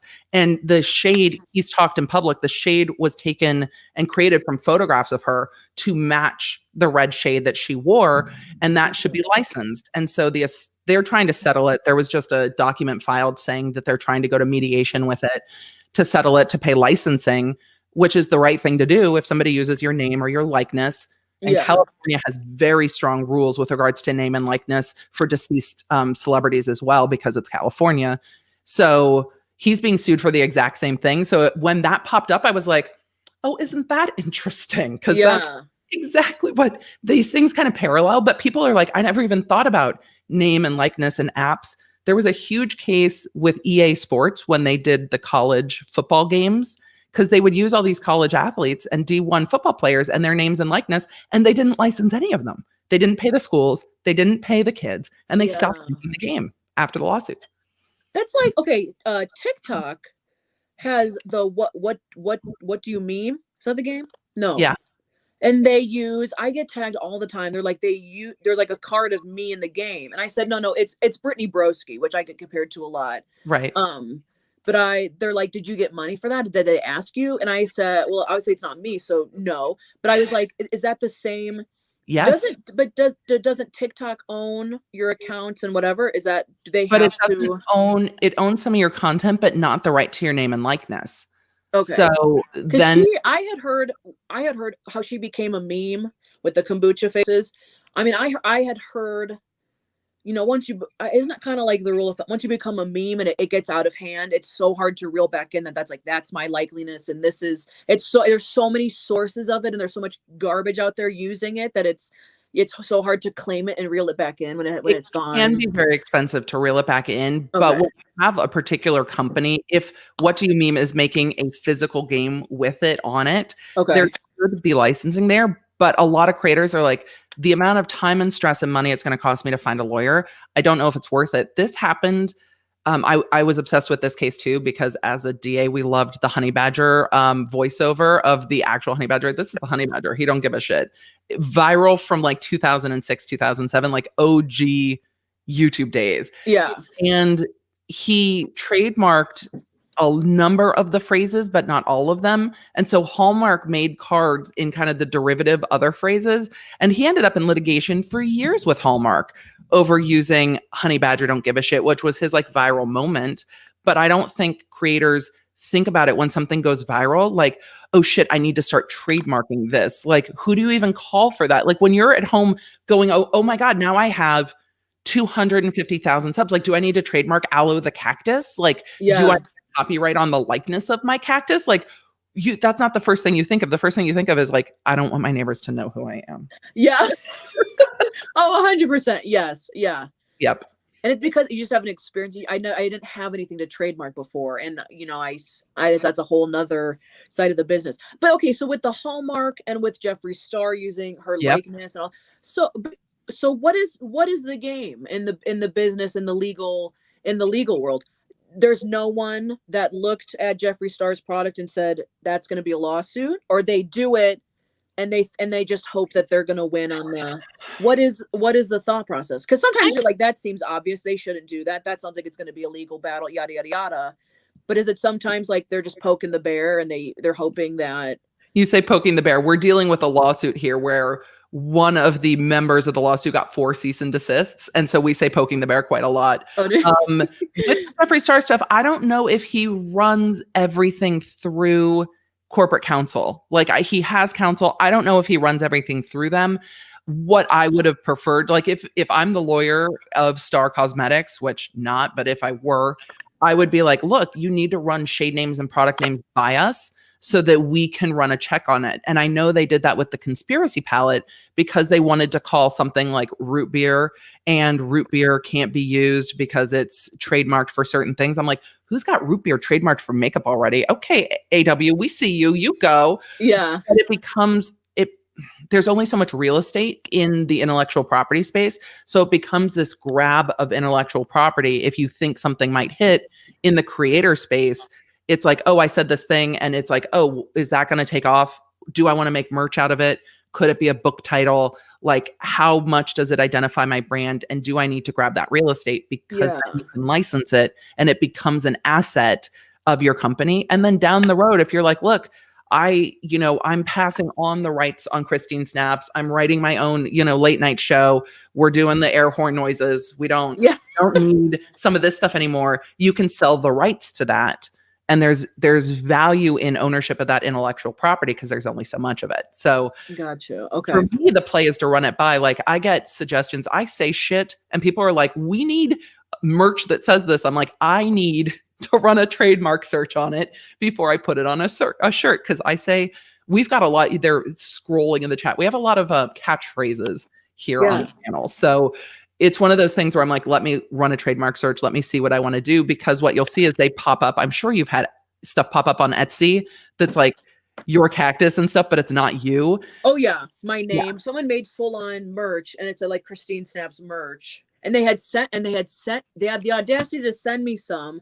And then when I tried to look up their company to thank them, they were already selling it on their website. And I said, oh, I'll never wear this. I was like, oh, and you'll never hear from me. And this was like 2 months in. And I said, oh, I had no money to do anything. I had no legal representation and I had no manager to be like, and what do I do about this? Someone just stole, they're just using my name on something besides me, like, confronting them. And I said, I don't know where that's going to get me. So I was like, cut the tie, ignored. They'll never see the stuff. And I haven't checked back in on it. I probably should, but I'm a one woman show over here. And I was like, I don't have all time to do. I hate the business side and the legal side, like, scares me. It confuses me. And it's something I got to get better at for sure. It's hard. And it's hard to know where you need to start with that if you haven't had to deal with it, especially as stuff blows up. And if you're in a group of creators, and this is something I see with musicians too, but if you're in a group of creators that are all kind of at the same place where you were before you went viral, nobody's had to deal with it yet. So it's like, you're looking around going, what do we do? And then it's like, I don't want to be that creator that's like DMing a bigger creator going like, hey, I know we don't know each other, but I don't really know anyone in this space. Yeah. My gosh. Can you help? Yeah. So I have walked a fine line of DMing people to be like, hello, can I ask you a quick question about something? And then they're like, some of them are so nice about it. And then I just like unload on them because I'm like, well, if I never talk to them again, I just need to ask all my questions right now. And I was like on like a voice memo, like chat for like an hour with a big Instagrammer being like, and how do I do this? And like, who do I contact for brand deals? And like, does this make sense? Like, what am I supposed to be looking out for? And they're like, you just got to do it and figure it out. And there's a YouTube channel called Colin and Samir. I think Colin Samir. And they just put out a mini podcast and a video about like the worst brand deal emails they've ever had. And it was like the grammar's wrong. They don't, you can tell it's like an automated message. And I was like, okay, and like, it was just me. I was like, oh my God, I've gotten some of those. And I was like, so I'm not the only one. I'm not the only one that gets these emails. And I'm like, as a person who's like, someone wants to work with me, I should email them back. Yeah. It's like, hello, creator. We like your channel and or content. Yeah. Sorry. I love sorry to bother you again. I was like, I've never gotten an email from you before. I don't know who you'd be bothering again. And I was like, I'm already bothered right now. And then, it's just, you have to navigate that space like crazy. And I can understand why smaller creators like new creators get into like blunders and legal stuff because you just don't know. And it's like it's so hard to figure out who you can trust too. Yeah. Even if you're like with a management team and you're working together and who works for who and whatnot, it's like, do you really have my best interest or am I one of 70? And it's just food for thought to you. And this is my career. If I'm building a brand and a company and a presence around myself, everything matters. Matters. I can't hide behind a company and be like, well, this company, I work for this company and we made a bad decision. It's like, no, my name's on everything. It's me and it's you. And it's, it's scary. And it's a constant everyday realization. And again, forethinking to be like, and what's my next step? And what does this mean? And how does this come off? And Yes. How do I make sure I'm being smart about this? Did you see what happened with JoJo Siwa recently with her board game? Yes, exactly It's what I that's exactly what it is. And for those in the chat who are like, I don't even follow JoJo Siwa. Look, guys, me neither, but legal related. yeah. JoJo Siwa had a board game targeted at 6-year-olds, and some of the questions were very off-putting if you're the parent of a 6-year-old. And a mom was pulling out these game questions just on TikTok going, these are the questions. Do you know how to twerk? Have you ever left the house without your underwear on? Bathing suits don't count. He like groomy type of questions. And JoJo Siwa had to be like, look, someone on my team made that decision, but at the end of the day, her name's on the box.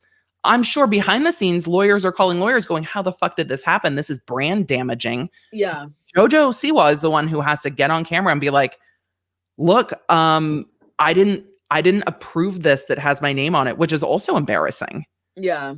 She made, I mean, I saw it on TikTok, but she had made a video addressing it. And I thought the apology was good. Like she came off sincere to me and seemed like, we did make a mistake, but I know that it's me, it comes back to me. But at the same, like, I am so anal about stuff like that. That's why the legal side really messes with me mentally, because I'm like, I don't understand the contract, and I really want to. I really want you to sit down with me and tell me what all these things mean, because I told you yesterday, I lost my cactus video. I had lost that video. Have you talked about this publicly yet? I think maybe I'd mentioned it somewhere, but not really. I had lost. Give us the background of what happened, because I know you and I got to talk, and the chat's like, we didn't get to hang out with Emily and Christine yesterday. Yeah. Sorry. I want to say 2 weeks after that video. The one that went viral. Yeah. How many millions of views does that video have right now? Do you know? Roughly? Right now it has 36 million. That's an insane number. I know. That's insane. I mentioned it in the bathroom video YouTube that I posted yesterday, but I was like, that's more views than like some box office movies get. And I don't think that makes sense to me at all. But I was like, that's great. And just thinking, I like slapped that up on the internet, and I was like, people spend years making movies. And that did better. But probably 2 weeks after 2-3 weeks after I did that, I had gotten an Instagram going with the same account name, and I was reposting videos, because also around that time, like a month later, that's when TikTok was like, we're getting banned, we're shutting down. And my friend was like, get on other platforms, start reposting, move your audience, like when you can.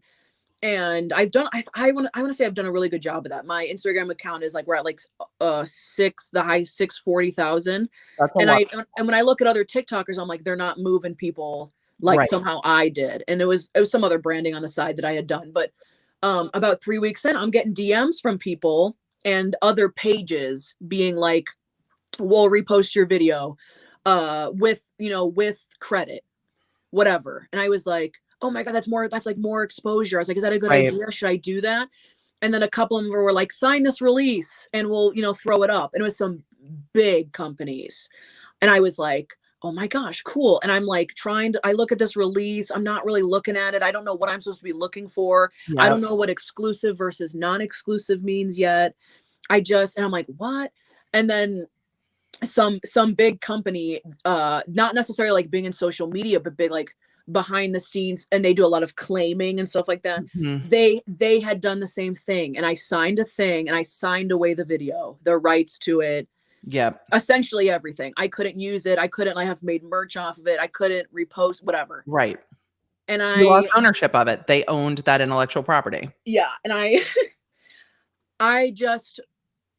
that was probably one of the worst days of my life, because it felt like everything had been ripped out from under me without me knowing. And it was just one video, but it was the video. And I remember my friend who was acting as my manager, his dad works in TV and knew something about contracts, but he's like, why did you sign that? Like at 3 a.m. He's like, why did you sign this? And I said, sign what? He said, you signed this, and this says that they own the video. And I was like, I did? And it was like someone had punched me in the face at 3 a.m. I was like hyperventilating, crying.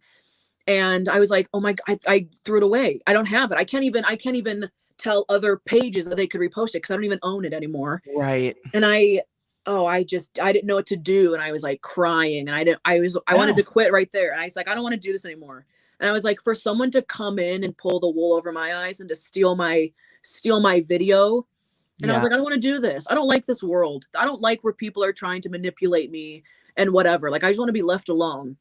But somehow my friend is very calm headed. He's like, whoever owns this page, I'm going to go on top of that. And they got a hold of the company, and we're on a 3-way phone call with them.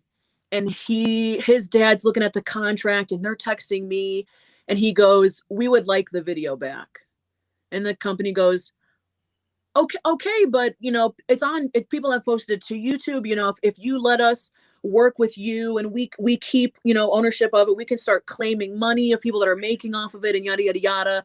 And I'm texting him on this about, I was like, get my video back. And I said, I was like, I don't care. I was like, play nice, be respectful, get them to sign that it transfers back to us. Yeah. And we got another contract. His dad looked over it like 3 times. My dad's looking at it like, and they don't know anything. And we got the rights back. And then that company tried to turn around and be like, if you ever want to work together in the future. And I was like, why would I ever work with a company that basically just stabbed me in the back before you even saw my face? And I was like, absolutely not. And I was like, that was such a big lesson. I wrote that in my little marketing handbook. I said, don't sign anything. That was like the first point. We're going to talk about that for sure. But in the chat, Isha J said 36 million is all of Canada's population. Just for some context for you, the lawsuits come through with like, yes. Oh my gosh. I'm writing that down. That's cool. That's going like in a notebook. I have a journal I've been keeping. I don't like keep diaries. Book. But I've kept a journal of like, and today this celebrity saw my video, and I've written stuff down. 36 million is the population of Canada. Oh my God. There we go. So we are starting to talk on this channel about wedding dress designer Hayley Paige. It's my podcast episode tomorrow. She sold. This is also why you were able to get the video back. It sounds like they did not pay you for it. You signed over rights to them to like manage it on your behalf, which means you're able to then revoke that because they didn't buy it from you. Okay. So it gave you a better position to say, no, we are revoking our, authority to you to have the rights of this and manage it for us, which down the road, you can have people claim the copyright on your behalf and what have you. You're not going to need to. You'll have someone on your team handle it. But when she signed at 25 years old with the company that she is involved in litigation with JLM Couture, the contract is, we own the rights to your name in this way. We're going to trademark your name. We're going to do this. And it's in perpetuity, which in legal words is forever. Like from Sandlot, forever. Perpetuity. Forever. Like even your kids don't have the rights to make money off of your name. So wow. This is where this fight is going back and forth. And she's built her personal brand alongside of her designing brand, but all under Miss Hayley Paige. All of her ads are Miss Hayley Paige, but they own the rights to Hayley Paige. So down the road, even if she gets her Instagram account back, which she might not because the business claims they own it, the court's given it to the business temporarily while litigation's pending. And she's in this last thing I'm breaking down, she's posting her social blade in this legal document showing when they took over, and the social blade's just like, rah. Yeah, like my fans are mad that you are in control of my page, and now I don't have anywhere to build. Her whole platform was taken breaking with this company. She can't design under her name, but she also lost all of her social media, so she can't do the brand deals because she can't use her name. But the value is in her personal brand of her name. So when we talk about naming and claiming, it really is my first step with all of my people who want to do personal brands. I'm like, name it and claim it in a unique way that's yours. Like I love Christine's snaps. You're like, that's me. Yeah. Like, and it's you with a little bit of anonymity. There's another creator on YouTube who goes by Creep Show Art. And she's like, look, the ability to be a little bit more anonymous is very forward thinking. I don't know. Are you familiar with Corpse Husband? I mean, probably because viral. But you're like, no, Corpse Husband? Yeah. He went viral he's gone viral in multiple places. He's a musician. He's a faceless YouTuber with millions and millions and millions of followers. He also does Among Us voiceovers. But he has a 3 or 4 million view Twitter video of him just breathing. It is a raving fan base. It is grieving fan base. He has a very, very, very uniquely deep voice. So Okay. he plays Among Us with this deep voice, but he's a faceless YouTuber under a pseudonym, under Corpse Husband. All of his music goes out under Corpse Husband. I'm like, there you go. You trademark Corpse Husband. If you ever choose to sell the brand, you walk away and no one knows that that was you unless they hear you in the supermarket and are like, wait a second. Yeah. I'm like that guy who plays Among Us with those famous people. Yeah. Yeah. I can't believe she's like would sign all that away. But I think She got paid. Oh, really? Okay. Paid. But for still, it. to sign But away still. your name and your identity is like beyond social media and Yes. marketing and business. Like I hope I never get into that sort of situation where it's like someone just took my identity. It's the closest thing to like Yes. getting your identity stolen. It's like Yes. you can't be who you are because you don't own the rights anymore. That boggles You don't own the rights to your name. And she had a recent video talking about it, saying this happened to Kate Spade, which it did. Kate Spade built Kate Spade and sold the company and didn't have the rights to use her name in any marketing capacity. Yeah.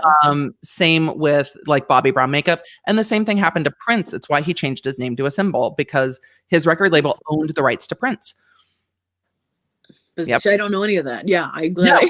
No. Right. We dive deep. Also, the Prince symbol thing probably happened before you were aware. And then by the time you're like, oh, I know who Prince is. Oh, it's the symbol. The story's kind of gone.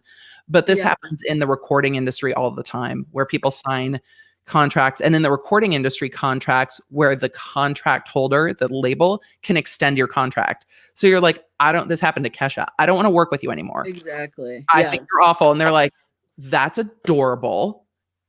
Back in the studio, because you can't get out of this contract and we can force you to work. Yeah. So if we're a creative, I can't imagine. And at first, when Kanye was complaining about this, I was like, oh, come on, really shut up. And then when I sat down and thought about it, I was like, no, understanding creative process better the more I create things. I'm like, I don't understand what it would feel like to be like, no, you have to sit down and create. You have to create. And it's like, but I don't like you. I don't want to create for you. I don't want you making money off of me. And then having to be creative in that space. And then still having to put out something that you're proud of, because if you're a creative, even if you're mad, you still don't want to put out shit that you're embarrassed of. Yeah. Nothing bothers me more than like a deadline when I'm like, oh, it has to be done by, I mean, like deadlines are good. It keeps work flowing. But I'm like, oh, I've done like a couple of brand deals where they're like, and we need it within 24 hours. And I'm like, no. I was like, oh, we just want magic to happen. And I was like, yeah, so that's just my fault that I suddenly have to like pull stuff out of my, butt to be like, oh, and here's an acceptable video that works with your brand that will do well on my channel. And I'm like, okay. And again, I'm like, I'm new to this. So I'm like, is that an acceptable amount of time? That doesn't seem like an acceptable amount of time. Like, what is the like standard? That's the whole Kesha thing is nuts. What was with Taylor Swift? She lost the Masters. Is that why she re-recorded? Yes. So, and because I parallel the Kanye West stuff with the Taylor Swift stuff, even though they had like this beef, they ended up in the same place with owning masters. And when her record label sold, they would not bring her to the table to sell them to her. So they sold them to her nemesis, Scooter Braun, who she's been very public about how much she hates. But then he has some of the licensing rights to choose how music is used or not used. They were trying to block her from performing at the AMAs because she was winning like a Artist of the Decade award. And she's like, I want to perform a collection of my music to celebrate this library of work. And they didn't want to release the performance rights to her because she was still in beef with them. And he's tried to get her to sign NDAs that she'll never talk badly about him. And she's like, no, what we're not doing is I'm not going to lose my voice any further. Yeah. I have not always been a huge Taylor fan. I have so much respect for the way she stood up in business and stood up for other creators. When she signed her new record deal, she had a part of her new record deal that included, like, if there was a Shopify buyout of rights, how it would be distributed to all the artists on the label. She withheld her catalog from Apple Music when she felt that the cut wasn't fair. And she's like, and they're like, oh, we'll do this cut for you. And she's like, no. What I didn't mean was the cut for me. I meant for everyone. Yeah. So I'm holding my album, my library of music from Apple Music when it was starting. And I'm sure Apple marketing was like, you'll be featured. It'll be great. Whole new demographic, like these old bitches driving their kids to school. Yeah. we'll listen to your music streaming on Apple Music. It'll be great. And Taylor's like, until this is fair for everyone, I'm holding back the rights to my music. And that takes some self-awareness to be like, it's not about the money. It's about what I've created. Yeah. And I think that's why some creators get pushed into a corner, because it's like, again, with that Colin Samir, that YouTube video, they brought up a brand deal that was like, they were going to pay 10 TikTok videos for $70 to promote a water bottle. And he was like, I don't care how small of a creator you are, like, in respect. He's like, that would never be an acceptable amount of money, whatever. And I was like, yeah. And it takes a lot of forefront and I think a place in your career for Taylor to be like, and I'm not going to do that because I have the option. And a lot of people, that's like artists who are unsigned. I think, like, I don't know if he still is, but Hoodie Allen is a pop rapper sort of thing. He, for the longest time, like, his biggest like thing he pushed on social media, that he's like an unsigned, he's trying to do it on his own. He doesn't believe in like all of that legality of people telling you what to do and when to put out the songs and how they should sound and how you should market. And there's a lot of respect, but it's also not the easy road. It's not the easy road at all. And I think one of the things we're seeing with this is, as people aren't, it used to be that marketing agencies placed ad buys and marketing agents talked to other marketing agencies and they all kind of knew what the going rate was for stuff. And so there was this kind of market awareness. And now with creators get nervous talking to other creators about brand deals. I think creators get nervous, like, well, are they telling me the truth? Like, is that, like, what are you getting for 30 seconds? What are you getting for a minute? Like, how much are you creating for this brand? How much are they paying you? And on YouTube, like, are they paying you cash? Are they paying you a CPM on how many views you get? And so there's no market knowledge anymore because creators don't have that, like, this is what a going rate is for a creator in this size. This is what a going rate is here. This is what's acceptable. This is what's not acceptable. So you get creators that don't know, undercutting the market by accident because they're like, you want to give me $50 for that? I mean, I guess it's $50. I never know if a video is going to perform. Sure, I'll take $50.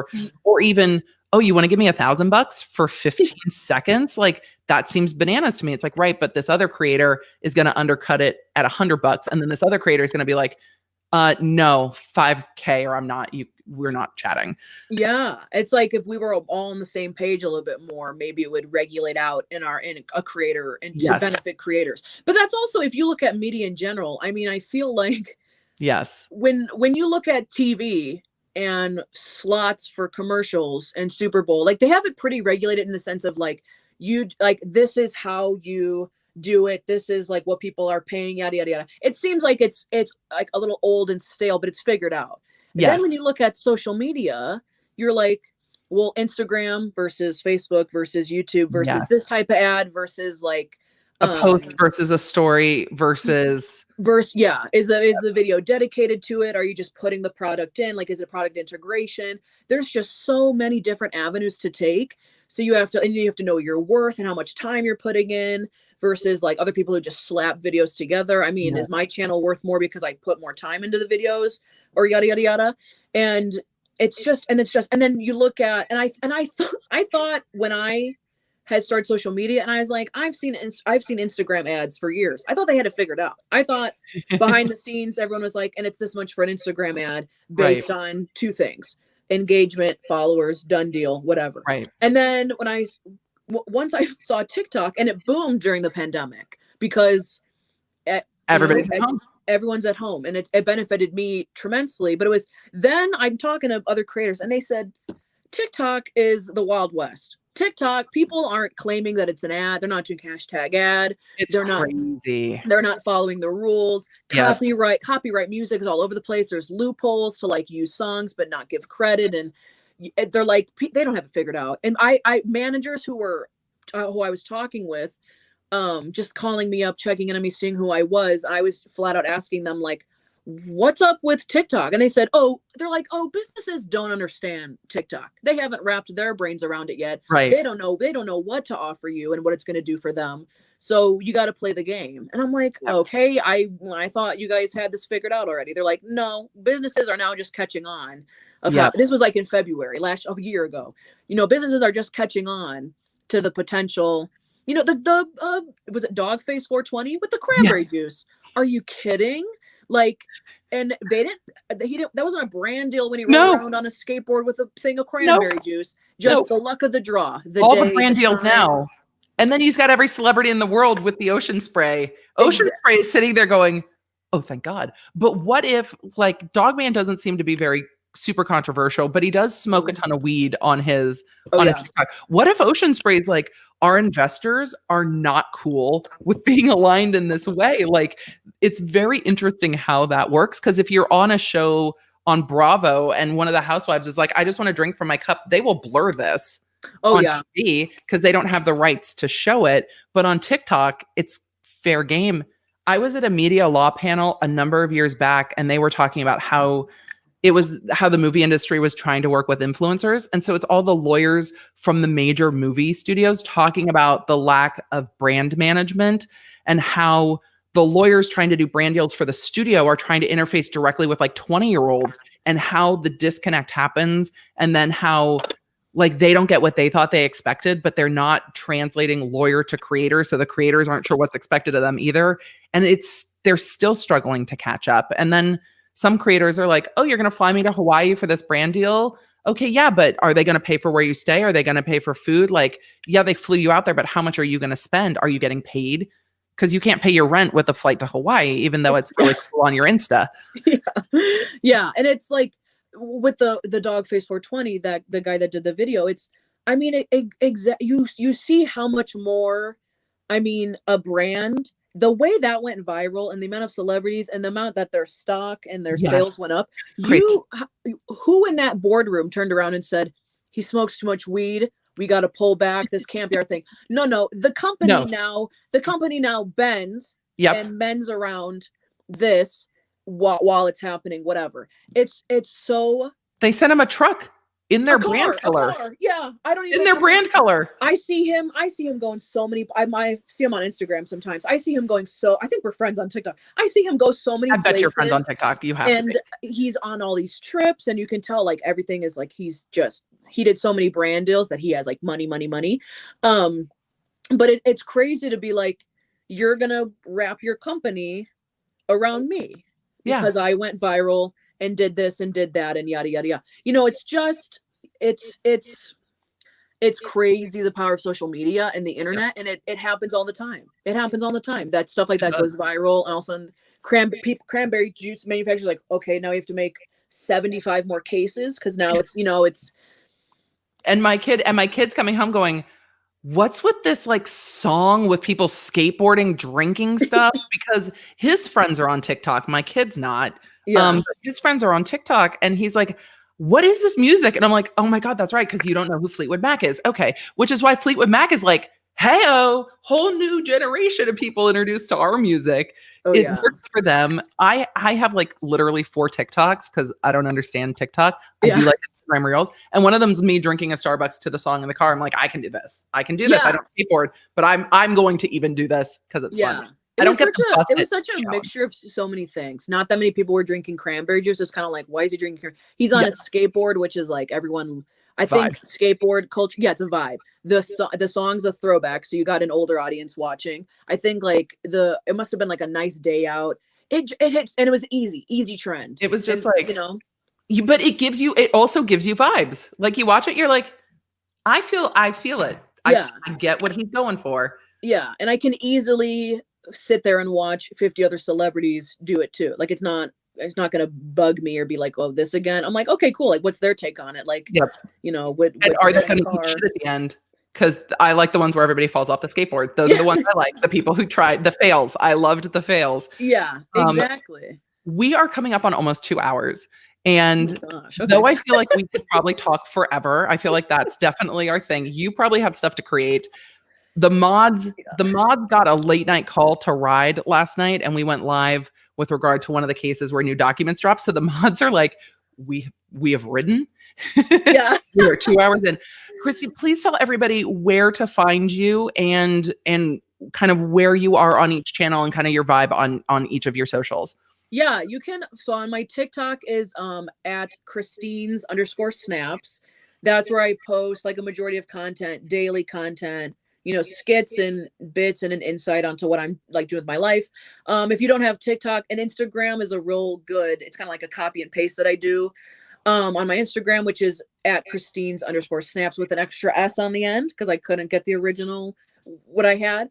On my Instagram, we can handle that, by the way. If you trademark Christine Snaps, you can go back and reclaim your handles. We can chat. I was gonna say we should probably talk about that. My Instagram is kind of like a copy and paste. I do a little bit more behind the scenes. In my stories, I do a lot of more fun stuff like bathroom jams and dance parties and stuff. And then my YouTube is Christine Snaps, longer form content, vlogs, PO box openings, me randomly, taking a deep dive into why we film videos in our bathrooms, like maybe a little short essays, video essays here and there. But yeah, and then my Snapchat, which I will always love Snapchat because that's where I started. But my Snapchat is snaps_Christine, and then Twitter, which I think I've gained so many of your Twitter followers. I didn't know we had so many. Our demographics like overlaid so much. They're like, finally Emily and Christine. I'm like, oh, I didn't know you guys wanted this. Like, bring it to my attention more. We're here. I know I felt so bad because it was like, I didn't even realize how much it had blown up on Twitter. Because after our Friday Night Live, I was like, I'm exhausted. This was fantastic. It's like, and then the next morning I'm like, oh my God, we blew up Christine. I'm so sorry. We blew up your Twitter. But I also know Twitter's kind of of all the platforms that you're not on as regularly. So I'm sure you were just like, yeah. Oh, I was like, why's my phone buzzing off my nightstand? But yeah, because I know, and Twitter's a whole nother story. Because I'm like, there's not a lot of people like post pictures and video. And I'm like, right. Okay, it's just reading. How do I make reading tidbits like funny again? And I was like, all right, it's a whole nother thing I got to tackle, but I'm up for the challenge. And now that I see that there's all these like people, I'm like, okay, now I got people who like want to hear what I have to say. Or maybe I love it. And the mods put all the links. The links are also going to be in this video. Law Nerds, thank you for being so welcoming to Christine Snaps. You guys know we will be back here at 11 a.m. tomorrow for our Emily Show podcast live chat, and I will see you again on Friday Night Live. So you guys, we are out. Connect with me everywhere. I'm at the Emily D. Baker. If you guys want to join the text, just text Emily.com. If you want to join the channel, lawnerdsunite.com. Happy to have you. Support what we do here on the YouTube